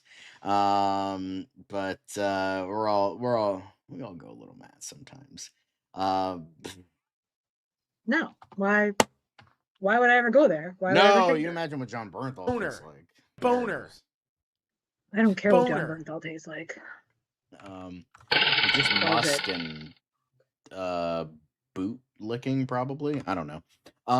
But let's get into the first quick hit. Legos, yay! Woo! I mean, I wouldn't buy this because it's way fucking too much money, like most Legos. But if I had the money, I'd probably buy it. But it's $229, and it is the Batmobile from '89/Returns. How big is it for $300? It is specifically Returns because that's what the minifigure is referencing. It's the Batman Returns suit. Yeah. That's Michael Keaton's car. But I will say I love that cape. I love how different that it's like a Dracula cape. I really like that. But yeah, this looks pretty fucking cool, bro. But Again, how big would is buy it if for had the money. $300? Is it? But is Or it this big? Dan, or I is can make it this an big? expense. Just saying, like, How big is it for $300? That's a great question. I don't think it says. I don't know. I feel like it's got to probably be like around here. This is good. This should be like good. around there, probably. Let's say here. Okay. Anyway. But yeah, well, this is how it is to a minifigure. So if it's like that much, Then definitely not. like that, maybe. I Yeah. don't know. Go to your local store, check it out for $230. But yeah. Speaking of Batman Returns, Christmas decorations were spotted on the set of Batman Part 2. The last Batman film set during the holiday Christmas was Batman movie. Returns. Woohoo! Cool. Christmas Batman. Ron's cool. We love Ron up in this chat. Ron's Hey, number 3, Ron. probably. But yeah, cool. Nice. I mean, we kind of figured since it was going to take place in winter, but yeah. Then we have Clayface. I was going to make a joke, but then I couldn't think of anything. But this is a cool poster. Like, this Yeah, I looks like awesome. that. Yeah. I'm Very so glad it got delayed to October because it's like, now we got a spooky movie for spooky season. Got body horror stuff. I'm all here for it. So, yeah. Awesome. Pumpkin spice popcorn and Clayface. But then we kind of move on to lanterns a little bit. Just Kyle. Here's the thing. I keep wanting to say Kyle Rayner, and then I'm like, that's not. No, it's the actor Definitely Kyle not. Chandler as Hal Yeah. Jordan. not Kyle Rayner. Different Nope. fucking Green Lantern. Anyway, but It was kind of like the beginning of the journey, kind of like being handed the torch. I felt like a fraud, a real fraud. But then once I got the rest of the uniform on, I was much closer to Hal Jordan. John's journey is working towards it and earning it. So for me, it didn't feel like the beginning of the journey. It felt like a midpoint. So it felt very rewarding, felt very empowering. It was great. cool. Jesus Christ, that's his real voice? Good Yeah. God. Yeah, that's a penny dropping voice. Hell Mm-hmm. yeah, bro. Hell yeah. Yes, please. Jesus. Boner. Yep. But of course, not the only thing Lanterns related. We do have James Gunn talk. We're gonna get into other James Gunn stuff soon, but he had this to say in regards to all this, because like everyone's like complaining about like the tonal shift of like, it's like, oh, it feels too different from Supergirl, which feels too different from, Superman. But with all of this, so we kind of talked about it a little bit, but he said that, Darwin Cook, Grant Morrison, Jack Kirby, Paul Dini, Tom King can't be considered of one tone. Huge part of the fun was the variety of it all. So we did talk about that, but I also appreciate that there was a lot of good Easter eggs. We got some stuff for Roman Sionis, Janet's Cosmetics. So that was cool. So yeah, I mean, Yeah. good stuff, but we kind of already talked about this a little bit before. So, and apparently, David Krumholtz, retires amid Hollywood frustrations. Not sure what I'm gonna do. He said he's fed up with Hollywood. Had this to say: I kind of sort of put my acting career on hold the other day. It's been something I've been petrified to do for years. Specifically, the fear was that I'd go broke and not be able to handle being out of the game. But I sent the definitive email, and I gotta say, a huge wave of relief washed over me. Not sure what I'm going to do for money instead, or how I'm going to do it, but I just removed a humongous burden, one that I truly didn't fathom the weight of until it was gone. Frustrated, fed up, fried. That makes me sad He because I since genuinely like him a lot. deleted the post. Apparently, Yeah. I was like kind of like, oh, that kind of sucks. Bernard from the Santa Claus. Oh, that sucks. Apparently David Krumholtz is a gigantic piece of shit because someone actually had receipts, and he actually had a crash out on Threads a couple years ago where he was being a misogynistic and sexist prick to someone after someone was like yelling at him for something. And apparently this chick had screenshots of when like David Krumholtz bullied her into submission and treated her like complete shit. And he attacked her with alt accounts, which was not great. So honestly, frankly, with that, David Krumholtz can kind of Never go fuck mind. himself. Well, that is a shame. Okay then. That's a shame. Great actor, but yeah, kind of fucking sucks. Looks like we won't be seeing him again. Well, sucks for to a suck, Supergirl man. sequel Too if bad, that so happens. sad. Oh well. But yeah, cool. We don't want to see your face again. Bye. Bummer. Don't have the door hit you where the good Lord split you. Anywho, so Isabella Merced posted this. Don't know if I shared already, but this was right before I killed him, and he looked so happy. So funny.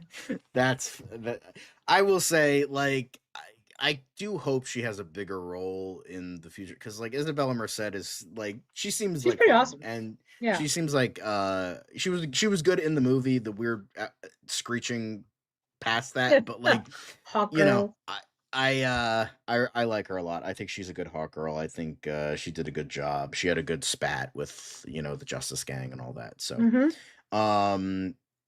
but yeah, I think with all that, poor dude, that was the last pizza slice he will ever have. Honestly, it's a good way to go out. Like, if my last meal was pizza, I wouldn't be too mad. Well, considering, they do have Hawkgirl and they're bringing in Jon Stewart, all they need is Vixen, and then they can do that, that love triangle that was in the Justice League animated show. I'm just saying. It could work, but we'll see how that goes. But yeah, good fun. Love it. David Krumholtz, yeah, He's a car crush of a human being and an actor. What a shame. I love Hackman. Yeah. We know Ron meant Hawkman. Caleb, come on now. Anyway, let's move on. I just said Vixen. I think you might be a couple minutes behind. But we move on a little bit to what did Gunn say? What did he say? Well, he did say that he was celebrating the 85th day of filming Man of Tomorrow, and this cute little image of Lex Luthor fighting. You gotta have fun, gang. And you gotta love the ego on this dude to have his own face on the banner for the day they're filming. Gotta love it. Gotta love it. But yeah, I might not like lanterns, but I'm glad it's a win for a lot of people. And after the movie tanked, I'm like, you know what? Cool. I'm glad I just wish I liked it more. But we'll see. There's still 7 more episodes, and we'll see if it gets better. But I am excited for Clayface. I'm excited for Man of Tomorrow, so got that shit going. Now we just need David Ellison and Oracle to be nuked from orbit, and then I'll be a happy man. So, we'll be Gucci then. But so somebody That's so funny. Talking about my passive aggressive attempt to convince everyone in my office to watch Lanterns in Brightest Day and Blackest Night vibe detective-y space cop type show. Well, not really the space part, but we'll get there eventually. Not yet. Aaron, I just love Aaron Pierre, buff, objectively fine, plays Jon Stewart. Kyle Chandler, America's Dad, cutie patootie, plays Hal Jordan, only on HBO Max. Yeah, this is cute, and then he said truly grassroots, which might be a reference to The Office, because Creed was part of a band called The Grassroots, so I don't know if that's what he was referencing, but it's a good weird reference, deep cut. I mean, his ex-wife was on that show, so maybe, I don't know, but yeah, eventually we'll get to the Space Cup stuff. Maybe we'll see. You see how Tom King's feeling. Then apparently your boy is excited for the final episodes of Lanterns. Yeah, maybe it can actually feel like a Green Lantern show. Crazy. But until that point, we gotta deal with character assassination and slow, boring stuff.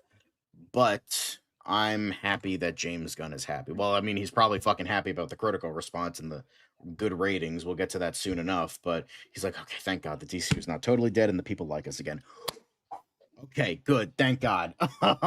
But speaking of, we've been interspersing Lanterns throughout most of the night with DCU Daily, so let's truly get into it, because the big thing, I guess kind of the big thing, is the fact that the war on spoilers apparently goes nuclear. When Warner Brothers recently submitted takedown notices against independent pop culture site Cosmic Book News over an alleged Green Lantern leak, it highlighted the legal lengths studios will go to squash unsanctioned pre-premiere discussion of their hottest properties, and still unclear if the law is exactly on the IP owner side, but the legal process certainly is.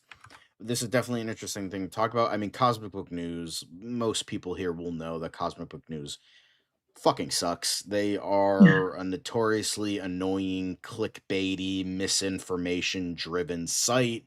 What a waste of time. Usually, I don't really side with the corporations, but I will at this point, because Cosmic Book News is notoriously awful. We've showed them on the show before, but it's mostly this no proper sources, just conservative peddling and all bullshit. Yeah. But yeah, it's but obviously I can't look at the whole story because Puck doesn't want me to see it, and I'm not paying for it. So yeah, but yeah, so good for WB, because fuck them and fuck anybody who's leaking shit. So they can go. Yeah. It's one thing to have a fan theory, honestly, but it's for another a thing sec, to spoil Caleb, I stuff thought for you said people. infamously incredible. I'm like, what the fuck? And I'm like, oh, uncredible. Okay. That's more like it. Anyway, sorry I cut you off. I was just saying it's one thing to have a bunch of fan theories, but it's another thing entirely to spoil things for people. So Yeah. yeah. Cosmic News or Jeff Snyder, honestly, even with his gross crop tops, I gotta pick Jeff Snyder on this one. I hate Jeff Snyder, but I hate Cosmic News more. So yeah. Anyway, speaking of ratings, I mentioned that before, but Lanterns pulled in 9.3 million viewers in its first 3 days across HBO and HBO Max, landing among the top 5 series premieres in HBO Max history, outperforming the debuts of It Welcome to Derry, The Penguin, and True Detective Night Country. And the graphic says pulled in 9.3 million viewers, you ignorant alien fuck. I love it. Love it. That was a good scene. It was I will not say. a crop top. It was a tank top, but like that The was a tank joke top, yeah. that Liz did fucking months ago, where he was No wearing tank like tops his online. yellow tank top and he showed Yeah. off his gross hairy arms. And Liz is like, "What the fuck? This like we were trying to talk about what he was like peddling, and she's like, your arms, gross." Yeah. There's no need to have a tank top on. Yeah. Like, save it for the beach, man. What are you doing with it on your no? Yeah, you don't need to see exactly. your shoulders. Agreed, Ron. But yeah, so good for Lanterns. I hope it gets better, and if it doesn't, I'm happy other people like it. But this behind the scenes featurette, I think Dan might have the video, but episode 2 will premiere this Sunday at 9, even though we had to deal with a little bit of I don't know if it has sound, but it doesn't have sound. But yeah, I think Lanterns episode Keyblade Master, he gave it an 8.5 out of 10. That's A friend of mine gave it the same score. Yep. Elite Easy saying Liz's fashion report segment when I'm not wearing a tank top, actually. This is a dress, and I put the sweatshirt on over it purposely because you don't show your shoulders and your arms on the fucking internet. Yeah. There's no need for it. But you can especially show when the you're titties indoors. off because that'll definitely get more viewers. I got nothing to do with that. It's just the cut of the dress, gang. Sorry. And you're gonna see the I'm not exact same complaining. thing tomorrow in a different color, and guess what? Get excited for that too. So hey. Hello. But There he is. yeah. Oh God. Well, 1 hour left. Dan's here.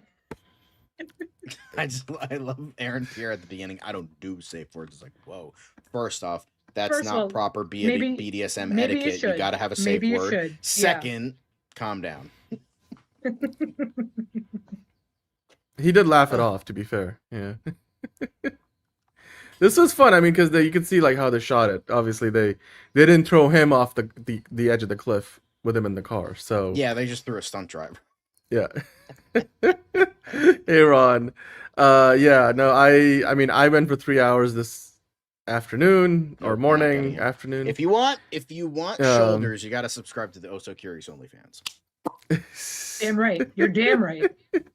That's where you're gonna get Dan's feet pics too. So I never promised those, but sure. I will. Great. All right, cool. But anyway, cool, nice, fun, cute little behind the Pay scenes. up, people. But Lanterns theory based on weeks ahead trailer suggests that Hal Jordan may because that's what it fucking is. Hal Jordan may still be alive. So I knew it. But the rumors were true. Episode 1 pilot ends with the death of Hal Jordan. They discover the hero's frozen body with a bullet in his head in the 2026 timeline.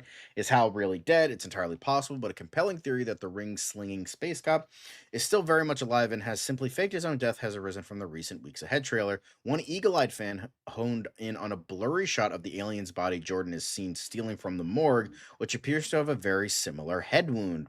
The body Hal drags out from the morgue has a wound on its forehead, exactly where Hal's quote-unquote wound is at the end of episode 1. And the skull John picks up also has what looks to be a healed wound in a similar area. Lends me to suspect Hal's still alive, and these are all aliens being murdered. I guess our feeling is, let's see how you feel at the end of episode 8, and if you still feel like it was exploitative or unnecessary, or that it wasn't exactly what Hey, had to President happen in Clamp. order for the story to get told, then we deserve it. But I think we're willing to absorb the boos from the audience in the first inning, as long as we still have a shot at winning the genre. So No, dude, I get it, because I remember in the look. You've seen the look ahead trailer now, right? They have a picture in here somewhere. Yeah, it's right go here. back to the other one. So you see, you've seen, if you guys have seen the look ahead trailer, you know there's like, and you even see him dragging the body of whoever this dude is, who's one of the dead shape-shifting dead aliens from like the first episodes that got shot up on the football field. And well, actually, I kind of trimmed my beard down. I'm not on camera, but thanks, King Sport Cal. But anyway, so like, John, I could totally buy that this was like a way to throw things off. Like, oh, here's Hal Jordan shot in the head, who's actually a shape-shifting alien that looks like Hal. So like, I guess the question then would be, it was like 6 months later, or like however long later. So like, 10 years. Oh, okay. Oh God. So yeah. So it still also kind of makes sense that it could in fact be him.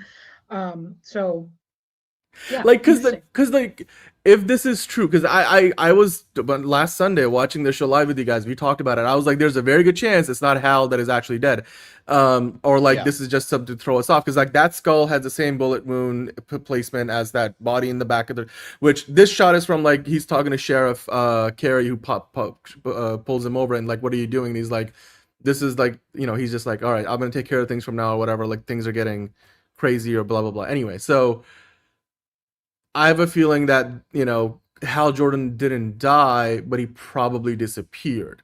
It still, leaves you with more questions than answers, because you still gotta wonder, well, what about the ring? How did Guy become the Lantern? What did Hal die to the Guardians, or is he disappeared so they had to pick another Lantern for that sector? Why did they pick another human? I don't know. It's like, there's obviously a million questions, but I think episode 2, I have a feeling episode 2 is right where we get Nathan Fillion coming in as Guy Gardner. So then they'll start to unwrap. I mean, I'm speculating, but I have a feeling Nathan Fillion is coming up right in episode, because they said this thing is going to hit the ground running. They're going to different worlds. I also have a feeling they didn't show us much of the alien worlds they're going to explore here. We've only seen the prison, and we have seen like that red planet, like you see, John, where they go, which, by the way, that when he's picking up that skull, isn't on that reddish planet, isn't he there with Hal?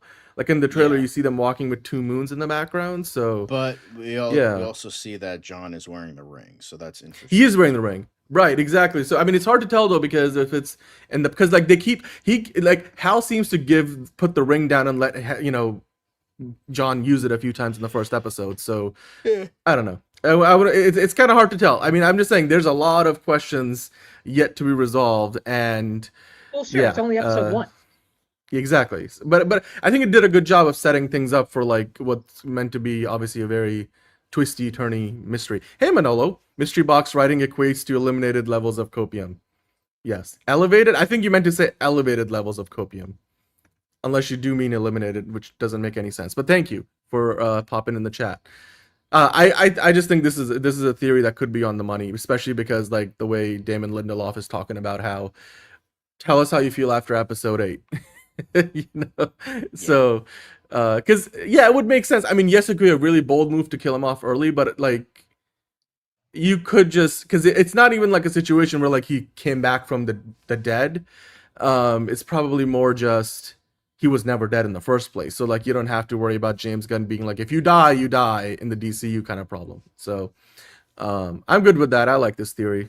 I'm not gonna put money on it, but it's very likely that Hal is not dead. So, but Chris Mundy says James Gunn never handed Lanterns a mandate where Jon Stewart had to end up ahead of Man of Tomorrow. We weren't shoehorned into anything at all. I know he talked about this briefly.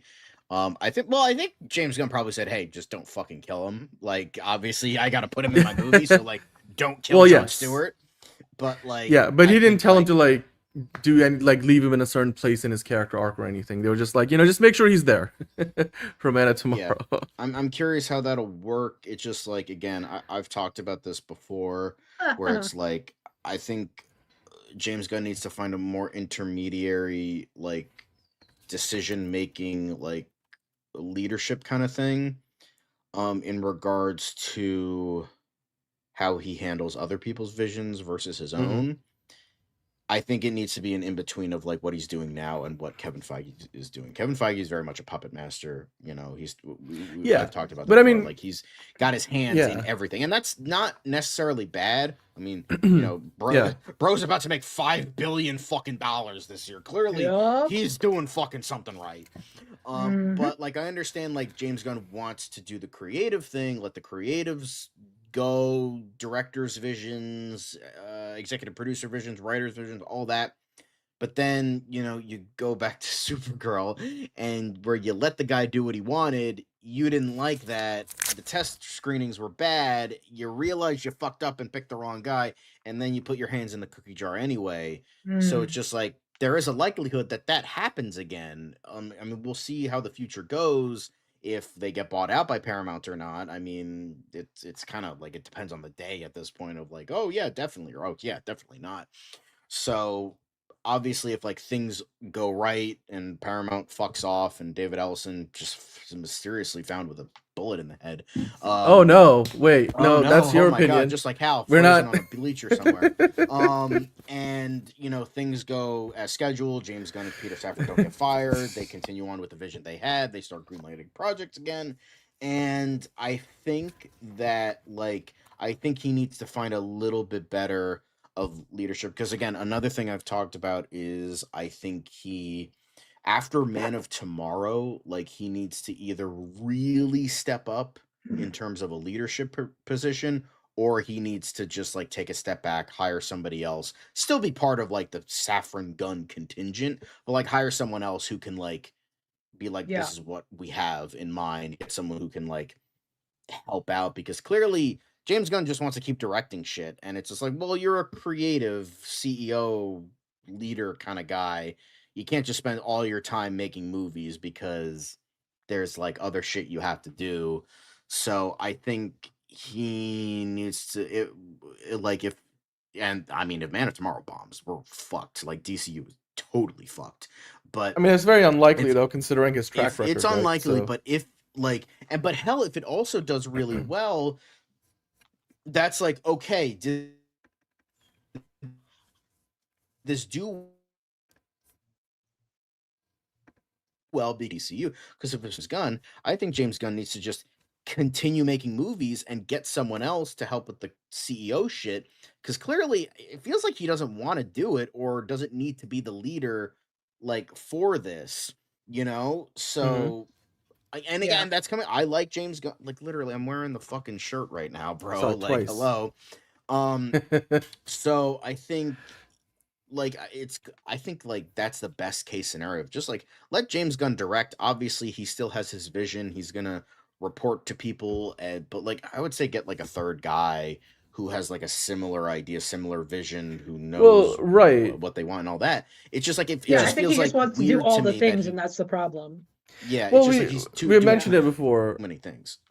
Yeah, like Kevin Feige has had Louis D'Esposito for the longest time, while Victoria Alonso was like the physical production producer. So like she was like somebody who, a producer that's in charge of physical production is really all about the logistics, getting the actual movies made. Now they have, I think, two other people who kind of took over her job when she got let go because of like she had a controversy around like she produced a movie that was like a conflict of interest with her job at Disney, even though they told her not to. Anyway, but for DC, I'm sure they have people. Maybe we're just not aware of. I don't think, but like I'm not Peter Safran hopeless, tends to, but, you know. Like I don't think I'm not that hopeful either. I don't think it'll make $1 billion, but I think it'll make more than Superman. So. Like Peter Safran does the physical production stuff, he does the business stuff. James Gunn seems to be the creative lead. I think the difference is Kevin Feige was never a movie director. He's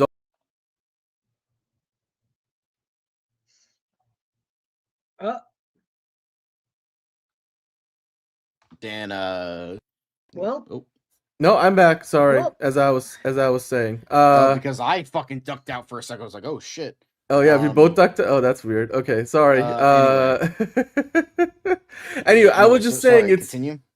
Yeah, I was just saying like Peter Safran seems to be the business guy, and James Gunn is the ideas guy, which is like fine, but I think you need maybe one other person. I mean, look, here's the thing. They did say, like, Chris Mundy and David Lindelof keep saying they have like a whole thing, like a brain trust writers room for the DC. Obviously they've got writers, like Christina Hodson and Ana Noguera and others, like Grant Morrison has been a part of this, like Tom King, comic writers, film writers. Yeah, everything froze for a second. I don't know what happened there. We're back, right? Okay, let us know if you guys don't see us or our audio's gone or whatever.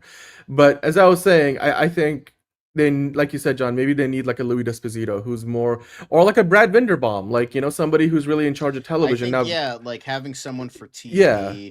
Like, I think there needs to be like a net of like brain trust of like certain things of like, hey, everyone goes up to James Gunn and Peter Safran, maybe a third guy.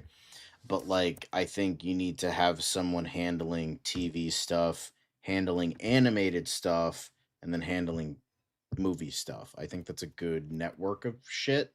Yeah. Because it's just three very different worlds. I mean, who knows about TV, because Casey Bloys refuses to play ball with DC outside of Penguin and Lanterns, if that Ankler article is to be trusted. So well, to be fair, what was said in there, and again, I'm not defending his approach. I think they should be, look, there's got to be a balance. I was gonna say like they should double, triple, quadruple down on DC prop IP, but then we have seen what happened with Marvel, where they had so many things coming out, and then it became a quantity issue, and like the lack of quality was a problem.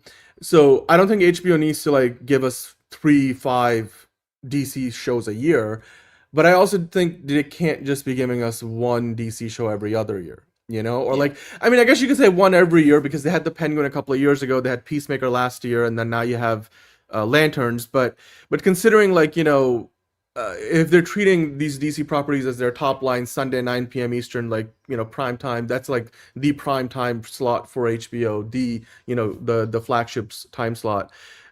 There's only so many shows you can air throughout the year and that time slot, because you don't want them to overlap. Like House of the Dragon just ended, so if you've got Lanterns, I feel like there's something else coming not too long after Lanterns ends, probably, or there might be a gap during the mid-holiday season, and then you'll have Harry Potter starting in December. So they'll always have like, that's like their flagship show of the moment, airs on Sundays at 9 p.m. So I get that, but I'm like, 2 shows a year wouldn't be too bad. So I think for Casey Bloys, what was quoted was like they're okay with taking it slow with DC properties. And I think, like, I've thought about this for a while, like to give them a benefit of the doubt, we might be currently in a position where, like with Marvel, they didn't announce anything at D23 for shows. There's rumors now. There was a report, I think you guys might have covered it earlier, where they're thinking New York Comic Con might be where we get a bunch of Marvel TV announcements this year. So that might be coming. And then, so we just happen to be in a place right now where we're sitting with the no Blade, no Wonder Man, but there might be other things that might be coming as early as New York Comic Con. With DC and HBO, we're kind of in a spot right now where that article comes out and they're like, all right, they killed this, this, and this, and a few things got kicked back, because you got to remember, DC Studios develops and produces this stuff, and then HBO says we're gonna give you the green light or not. So there's like that's how two entities work. HBO distributes, DC produces. So if HBO says no, DC Studios could be like, all right, so we're gonna redevelop it, and then we're gonna circle back around to you guys. Now, obviously, they seem to be doing that very much in harmony with Booster Gold, but for whatever reason, I think Waller died on the wine because they just couldn't figure it out, and the timing is off, and maybe Viola Davis's contract expired or whatever the case is, and it's like, obviously she's not cheap and she's busy anyway, so and it's not like, I don't think that show was going to be so consequential, particularly because I have a feeling, kind of like some elements of the Authority got used up in Superman. Because of the timing change, they probably ended up using some story elements, or things just don't work the way they used to with how they originally wrote Waller when it was supposed to come out before Peacemaker season 2. So they just decided, better to just shelve it, and then we'll bring back the character later. So I just think we're kind of in this weird zone where Marvel and DC TV aren't doing much. I mean, obviously Lanterns is playing, and then Daredevil is about to come back. But to be fair, Marvel has a bunch of animated stuff. So DC is working on Creature Commandos, Mr. Miracle, and then you got My Adventures with Green Lantern. So there will be more stuff. We're just in a weird little twilight zone right now. I'm giving them the benefit of the doubt. But like, once it's a pattern, then we can worry about it more. So, yeah. But in terms of season 2, Chris Mundy says work on Lantern season 2 is already underway. Even without an official pickup, the showrunner says they're about 6 weeks into laying out a season. So Yeah. that's So what? It's great. I mean, this is a progress update because the last we heard about it, they were assembling the season 2 writers room. What's the name of the? Am I forgetting? They brought in a Christopher Cantwell is the new co-showrunner. Chris Cantwell. So he came on board as the co-showrunner with Chris Mundy because Damon Lindelof is off doing another show on HBO next season. The Chain or something like that. The Chain. Tom King's and then doing Mr. Miracle. Mr. Miracle. So those guys will still get, executive producer credits, but they won't be really. I mean, not that they were I think Chris Mundy's the only credited showrunner this season. So, but it just seems like those other two guys, Lindelof and King, will be even less involved. So I get it, like bringing in a co-showrunner with Chris Cantwell to share the running duties with Mundy is good. But like what usually happens, before now they haven't been greenlit yet, so they're doing this work ahead of time because they feel pretty confident, which is fine because like you talked about the ratings, the numbers look good. Like they weren't like number 1 all time, but they debuted to a top 5 HBO Max audience, which is great. And that being said, usually when you start working on a new season, you bring in together in the writers' room, then you start breaking what they call in the industry breaking the show. Like that's what he means by laying it out, meaning you start to figure out, okay, what is our main story? What are the character arcs? And then how do all these like threads and pieces fit together? And then how do we want to divide them into episodes? Probably going to be another 8 episodes. And then, you start to kind of like outline it. And then when you're in a writer's room, then, some writers will be in charge of some character stories and development. And then you'll have the showrunner be really in charge of like the big picture and stuff. And then you'll have junior writers who might be working on small things. And, you eventually then get to the point where you start writing scripts. But, laying out the season 6 weeks in, I think 6 weeks, they've probably done a good amount of work on it already, which is why in the full interview in The Hollywood Reporter, Chris Mundy said more to the liking that, not only have they been laying it out, but he's got a pretty good idea of what the story is going to be, and it's going to be kind of different. He was a little vague, but he was like, the story's going to be different from season 1, and he almost implied that maybe some of the same characters will be back, but also some will be different. So I don't know, like, does that mean other lanterns, more lanterns? Is Kyle Chandler going to be back? It's kind of hard to tell, but like he's very vague. So even if you read the full interview in The Hollywood Reporter, which you're welcome to go find, I think the fact that they're 6 weeks into doing this, like for example, Marvel's Wonder Man didn't even get to open the writer's room for season 2 before they got canceled. That was 3 months after they had greenlit season 2. So the fact that they're this far along on this, I think season 2 is definitely going to happen, considering the ratings are good. Just with the high ratings for the first episode. So unless it falls off a cliff, which seems to be unlikely. Like it could be the case. Yeah. That's exactly what happened to the Acolyte. So we'll see how. It goes. But John, like let's be honest, it's HBO. I mean, Disney Plus, I see it, but like I don't think an HBO, like, because again, when this is the other thing you got to remember, like the counterpoint to being like, oh my god, HBO is gonna ground this and make it like True Detective. The other thing is, sorry, Caleb, you can go kick rocks. But anyway, what I was gonna say, the other side of it is when HBO puts their name and logo on something, there's a creed for quality. That's a creed for quality, and so there's a certain level of trust you got to put in that. I think there's rarely, even the worst HBO shows are better than most shows you see elsewhere. So I'm hoping that the streaming ratings are good as we go, and then we'll be talking about it on Sunday, episode 2. So anyway, now I digress. Let's move on. Yes, so now to the final Lanterns thing. Lanterns showrunner on fan backlash, Gunn's involvement, and slightly different season 2. Chris Mundy addressed the controversial creative choices and why he feels some fans are so resistant to giving a different approach a chance when it's been proven time again that no one actually wants more of the same. It's probably something that's been with them their whole lives. If you're a Green Lantern fan, you've probably been a Green Lantern fan since you were a kid. They just hold it a little closer and a little more dear. I think it comes from a really good place, which is, I really care about this thing. Don't mess it up. This is just our story for a minute. 5 or 10 years from now, someone else is going to be the steward of it. If people see those of us making lanterns right now really care about it and are taking good care of it, then hopefully they'll trust us a little bit. But it really is this feeling of, I care about this thing, don't break it. And I get that. they're passionate about it. We feel good that we told the story in season 1 well. The question is whether season 2 is a story people are interested in. If that's the case, then we'll get to do another one. We'll tell it in a slightly different way so that it feels fresh with characters you know and care about. We're about 6 weeks into laying out a season, and then we'll talk to folks about it really soon. And honestly, major respect to Chris Mundy for this, because he could have easily done the fucking easy thing of like, these fucking fans are fucking stupid. I know what's up. Y'all are fucking idiots. He could have done that, because there have been many directors and writers and producers that have done that. Remember the writers behind So, She-Hulk? So he's like, you know what? I Yeah. get it. I get what you're feeling. I get that you're probably upset. Just like, kind of give us a chance. We're doing something that a lot of this big IP that a lot of people are attracted to, and I don't want to fuck it up either, because all this other stuff. So we understand the resistance, and that's okay, but just give us a chance. And which is like the best possible thing you can say for the people that are resistant, because now I'm like, because I've said this since, I hate Tom King. I really don't like Damon Lindelof. But Chris Mundy, I've heard Ozark is great, and I've heard Bloodlines is great, which he also had a heavy part in.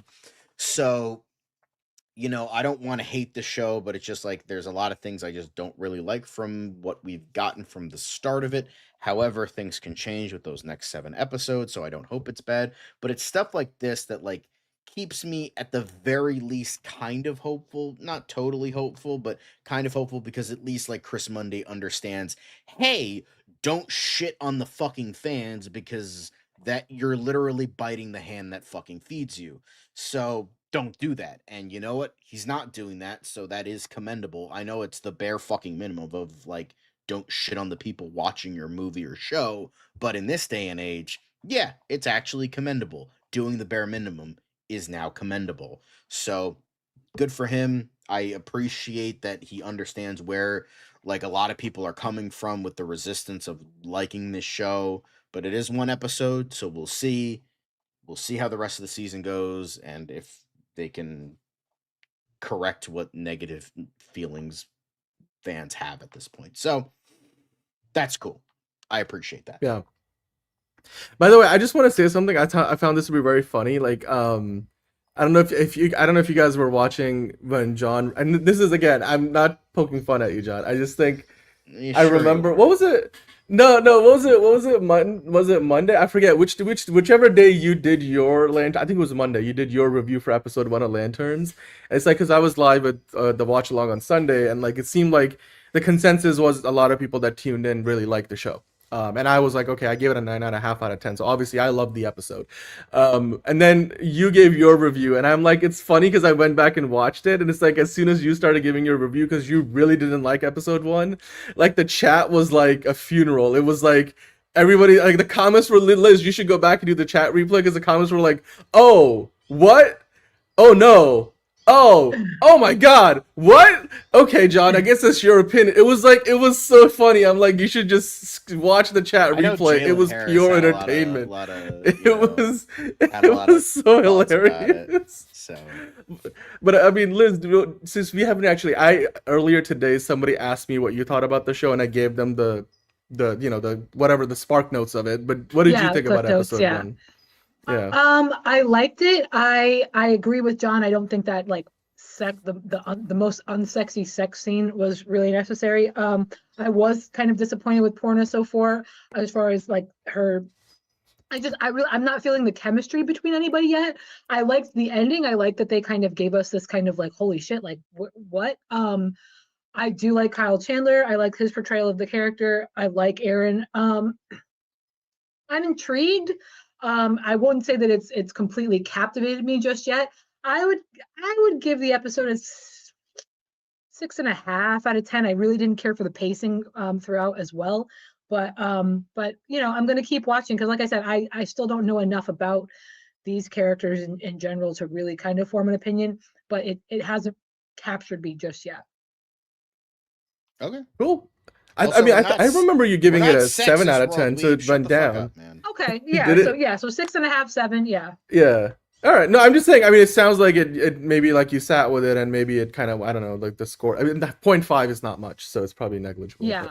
But, like, what do you think? What do you need to see for that like score to go up? Like, other than like more chemistry. I need a little pacing. more. I need a little more action for sure. And again, like I said, I'm really not feeling the chemistry between any of the characters just yet. Same. Like, yeah, obviously Kyle and Aaron, sure, a little bit because you're seeing them together more often than not. But it's not like believable yet for me. You know what I mean? We're gonna be reviewing the whole show, but like from the start, I've just, like, it needs to grab me, and it didn't quite grab me yet. And I feel like I know comic booky stuff, and I know it doesn't have to be exactly like it. I'm just saying, like, it just feels off to me. It just feels not quite right.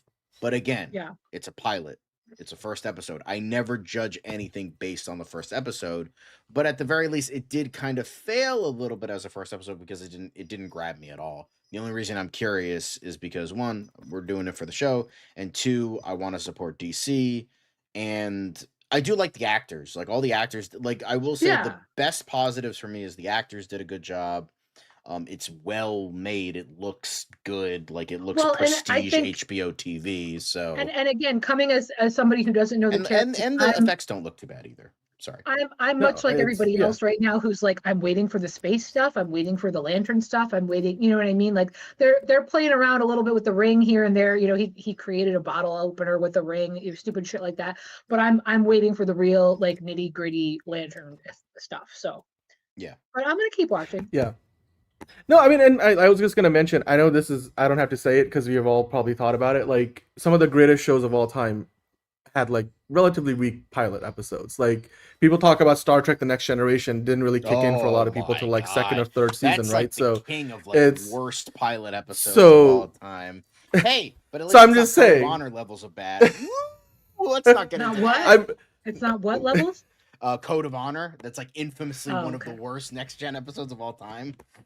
The very, very kind of racist episode, but let's not talk about it. Yeah. Well, no, but I was making a general point that, you know, TV shows can improve. This is why I feel like Wonder Man, like, shows, when a good show gets canceled after first season for things like low ratings or something, I'm sure Disney had other reasons, but I just wish Wonder Man got another season, because it's like, you know, give a show a chance to find its audience, you know, like that's but in the streaming era, like, things are even more brutal than they were back in the day when you had ad-supported cable TV. So, or like, I guess now we have ad-supported streaming, but like the way they look at the metrics is different. Anyway, I digress. Let's talk about Batman, shall we? Before we have to talk about Tier List Tuesday, which is coming up after the show. Yep. It's on the thumbnail. The big thing today, the big thing today, are all the sexy, you know, Batmobile photos we got to talk about from the set of the Batman Part 2. All right. So I don't know if you guys saw any of these, but I was like, the more I saw, the more I like. Yeah. Like, we have video as well. Why don't we look through we'll look through the photos first, and then we'll go through the videos, because I feel like we gotta, like, let's do that, shall we? John, you want to walk us through some of these? Like, holy damn. Sure. We talked about this a little bit There's before. More like, green in this picture than the entire first episode of Lantern. Sorry, I had to make that joke. But but I will say it definitely looks more sleek, I guess. Maybe less like, I don't know, maybe gritty is the wrong word, it looks similar, but like still like a tiny bit more sleek. I don't know if anybody else is. You know what it is? It's, I think, like the curvature, the grooves, the curves, whatever you want to call it. The Batmobile's curves are more curvy, like it's more accentuated, because it's like in the first movie, I think they wanted to really kind of blend it in. I'm not going to. I won't be inappropriate, I swear. Yeah, no, I know exactly what you're going for, but like, we're not gonna go there. So the point I'm trying to make is, like, in the first movie, maybe like if you did a, you know, side-by-side comparison, it really did feel like he took a muscle car and kind of, you know, turned it into something just a little bit there. Like, here you could see they're really committing to that more, maybe like saying, oh, you know, he's done more modifications and now it's really coming into its own, and it's looking less and less like something you know, like like what Dom Toretto would be driving, except like you put some wings on it and a jet engine on the back. Like, you know, it's although to be honest, this could have friends. I got family.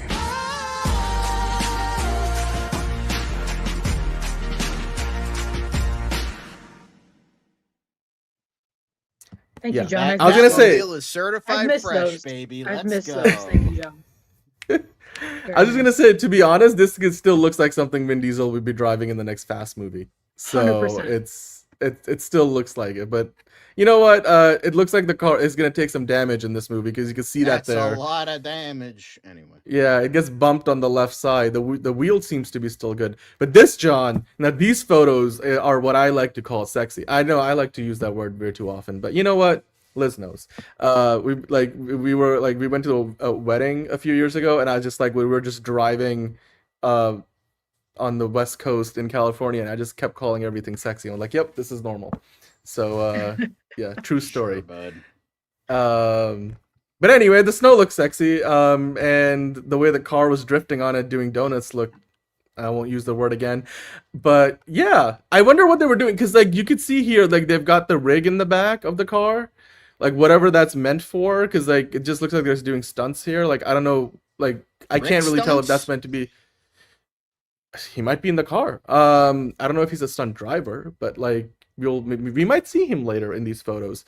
But this is either for a camera rig, what they've got in the back of the car. That's probably the most likely thing, that's gonna have cameras on it. Now they're just doing they're just doing testing. It does look like it's pretty cold over there, but it is Glasgow, so after all, cold and rainy is the norm. But yeah, I mean, this definitely the car. It's not one of those cars where they have it on a. Remember, they had a shell version of it, which basically would sit on another chassis that would actually be the driving chassis, and then usually you have a guy in a go-kart in the front of the car driving, and then you just see, because that's really for shooting stuff looking into the car, so you could put your actor inside the car, but the actor's not actually driving it. It's like a stunt driver on a little go-kart that's attached in the front of the car. If you guys have ever seen a car chase scene being shot, you'll know what I mean. But this looks cool. I mean, especially because some of these are black and white, which makes them look even better. You could put this shit on a poster and put it on a wall. I think it looks that good. I mean, that's what it's definitely giving me, Batman v Superman poster with the, bat fleck and the Batmobile in the background. Definitely giving that vibe a little bit. Yeah. But then also there were these images, which at first I was like, is these real? But it looks like there's a camera there being obfuscated by whoever this dude is with shooting with his iPhone.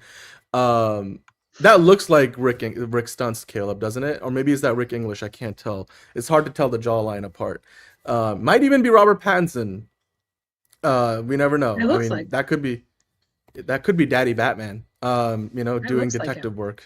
So sure. Are those bullet shell casings? I mean, that looks, yeah. But this definitely feels like rehearsal, maybe blocking, because there's a dude in the back with an umbrella and signage that doesn't look like it would be in Gotham City. So, and then the camera rig is still there. Well, I'm sure, but I'm this doesn't look like it's being. I don't know. Well, you never know. I mean, it just looks like they've been doing a lot of prep work and a lot of getting ready to shoot something, but not quite having shot something yet. So, but we got videos. Yeah. Because the car, it's this is the car that there's a stunt driver inside, and yeah, I know, John, you're not the biggest fan of this Batmobile, but it's kind of grown on me because that car chase was so good. That's why I'm just it's just a car. Okay, it's a cool car, but it's just a car. Well, you could definitely. I think that's definitely camera rigging. Day of the fucking week. Yeah. So there's that. You can see that the engine thing is in the back, so it's a production car, but they've rigged it so that they can put cameras back there. I will say the snow definitely looks a lot better here than in the fucking fast. It looks real. Lanterns. It's sticky. Yeah. I will say, because I was again, I hate to shit talk. I mean, I kind of don't, but I'm shit talking lanterns again. But the snow in the 2026 flash forward, I'm that looks like the fakest looking fucking snow I have ever seen in my life, and it looked bad.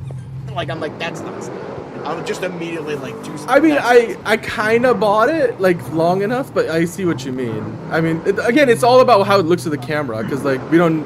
This is not the camera they're shooting the movie on, right? But And we got a SWAT unit those there. Those are some pretty so... sexy donuts. Yeah. You want some more, John? You want some more? My prediction is this is our Pat's Batman getting the car, trying to figure out how to drive it, get used to it as he's beginning to modify it. That's my prediction for what this is. It's showing it's going to be like a montage of him like making the car piece by piece. That's what I think. I mean, I think this is they're doing camera tests probably here. Camera tests, rigging tests. They want to make sure the rig is on tight. They're probably also testing to see because camera tests would make sense. You want to see how the snow interacts with the car and how that looks on camera. Because before they start actually filming whatever they're filming, I mean, again, when a movie has the budget that a movie of this size has, you can afford to do this shit. Like they'll have days to just do this work before they even roll cameras. But the fact that there's a SWAT vehicle which says SWAT Gotham Police, and you got multiple other Crown Wicks, which of course this Gotham still has Crown Wicks. It looks like they're gonna do some kind of car chase. This is I don't know if this is the same street as where they shot Spider-Man stuff in Glasgow, but it looks kind of similar because it's got that look. Of course Glasgow has been a stand-in for the Gothic architecture of certain parts of New York City for a while now. So this is the Sidney Lumet of superhero cinema. Exactly, Caleb. Exactly. That's what Jeffrey Wright said. But also this was at night, Liz. That spotlight thing at the top is meant to be simulating a helicopter. Yeah. And again, it just looks like they're still prepping. But I mean, they got taxis, police cars, more snow laid out. I have a feeling there's probably more of this on the internet already that we haven't even picked up for tonight's show, so we'll bring that in tomorrow. But yeah, I mean, the rubber meets the road now. Like, they're actually filming this stuff. Between this and Man of Tomorrow, hopefully filming in open air Ohio soon, we'll have a lot more set photos to look at and videos in the coming days, which is great. Yeah, no Joffrey wrong, unfortunately. But we did get Rick Stunts. We did get Rick Stunts. Yeah. He was actually, this actually might be Robert Pattinson. If he's like doing this stuff, like this is not a stunt. So I would imagine like this could be just Rob R. Pats. It looks like him. It looks like him. Yeah, like the jawline looks like him. This is Daddy Batman, as his daughter would call him. So yeah. That is true. That is true. Is that true? I don't like that. That's creepy. Did you weren't on that for that shit, Liz? John, you want to tell her the quick story? Like it's just. So what happened was, the thing is, since it's very hard to get in and out of the bat suit, Robert Pattinson like FaceTimes his wife and kid, Suki Waterhouse and his kid, like while he's in like Batman garb, and so like his kid calls him like Daddy Batman, like, or like just Batman, and it's very cute. It's very cute, but it's just like, oh, Batman's calling us again. It's Daddy Batman. It's just like, it's like kids don't think about it, but like you're like, oh, that is an all-timer. Like they'll talk about that down the road. But yeah, this is probably like him, like just FaceTiming. Oh, this is great. They're making fun of Nirvana again. Come pick me up. Harvey Dent, can we trust him? That was the whole. That was a lot of. You guys missed a lot of fun this afternoon. We were doing a lot of that. Harvey Dent, can we trust him? Harvey Dent, can we trust him? Oh no, John, I got the receipts. Can he be trusted? Harvey Dent. He be trusted. Oh God. Harvey Dent. Can we trust him? Harvey Dent. Can we trust him? Bad. I love Harvey Dent. Can we trust him? One last question. What? Harvey Dent. No, we're not doing this. Can we trust him? No, we can't trust him. One question though. Harvey Dent. Can we trust him? Harvey Dent. No. Just one last time. No. For old time's sake. No. Can we trust him? But you know what? To kind of go out with a bang, because if that wasn't enough, I found something else. Somebody put together a compilation of Riddler with Obsession, which I thought was fantastic. God. No, I'm gonna go to the back.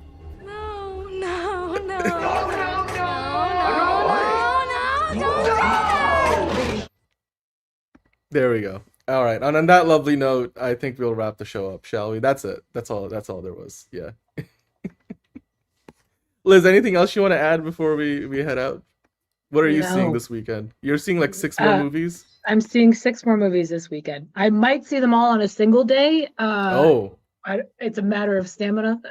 We'll see about that one. It is a matter of stamina. Like, But damn. I've done it. I have done 6 in a single day. I have done 10 films in a weekend in 2 days. So it's possible. I don't know if I'm there just yet, physically, but the way things have been going. But we'll see what happens. And I also might be meeting Ben Stiller on Sunday. I might be meeting Ben Stiller. Ooh, Ben Stiller. Yeah. Try to get some dirt on next season of Severance for us if you can. Okay, he's hawking his probiotic soda, which I can't even drink. So Which one is that? The poppy? What is that? Like the colorful it's can? called Stiller. It's called Stiller soda. Oh. Yeah. So Okay. I might be getting a signed case of Stiller soda that again I can't drink, but it's a matter of whether or not I want to put myself through that chaos. So we'll see what happens. But anyway, love y'all, and we'll let you know what happens next week with that. But I'll be back tomorrow, so I will see you guys tomorrow. Yeah. I mean, like I'm about to be on my 3rd show of the day, so it feels like it's already tomorrow for me. I mean, it's about to be for tomorrow for all of us. It's about to be tomorrow, yeah. It's about to be tomorrow for all of us. One thing, because Caleb asked for it, and since Caleb is like always here with us before we leave. And I did see your post, Caleb. We did see your post. Yes, we did see it. This is the post, and I don't know why. Explain it to me off air because I'm not sure what exactly we're talking. I don't know if I quite understand it correctly either, but it's definitely referring after Jon Stewart and Zoe Macon fucked. That's what I know. I'm like, what is he implying? So Caleb's had sex in the car before? Is that what you're talking about? Are you trying to make that comparison? No. Oh, I didn't realize what the second picture was. God fucking damn it. It was consensual, at least with John and Zoe. Caleb, God fucking damn it. Why did you have to fucking go there? I would say probably delete the post. Anyway. I totally missed. You're gonna have to explain to me what the hell is going on here. But there you go. After we're done. Yes. All right. On that lovely note. Maybe we'll put a picture of my operated tongue on the community page because I like sharing shit like that. Yeah, why not? I mean, you're welcome to do that yourself. You got to introduce. One come all. Yeah. Anyway. You know, as they say, you know. Picture. Go ahead, put it up. I don't have the picture, so. No, she sent it in the group chat. Remember? I don't have it on my computer, so I can't add it. So. Yeah. But I mean, as they say, come one, come all. Yeah. And when you take on the responsibility, great power will come. All right, now we're done. Okay, we'll see you guys on Tier List Tuesday. Bye. It's another project that's been blessed from the beginning. There's the shot right there. That. Okay, we don't need to see. Right there. Hey, buddy. Eyes up here. Now you want to get nuts? Let's get nuts. Here we go. Victory mine. Ask me how am I doing? I'm telling you, really, I'm doing sublime. I never wait in a stewardess line. I just go do it. I'm moving my time. Really had nothing to do with it. How am I moving? I'm moving like you want to shine. Follow my lead. Don't listen to lies. I had to put me all on the line. That's why I know that victory's mine. I prefer Jared Leto. Hunka hunka.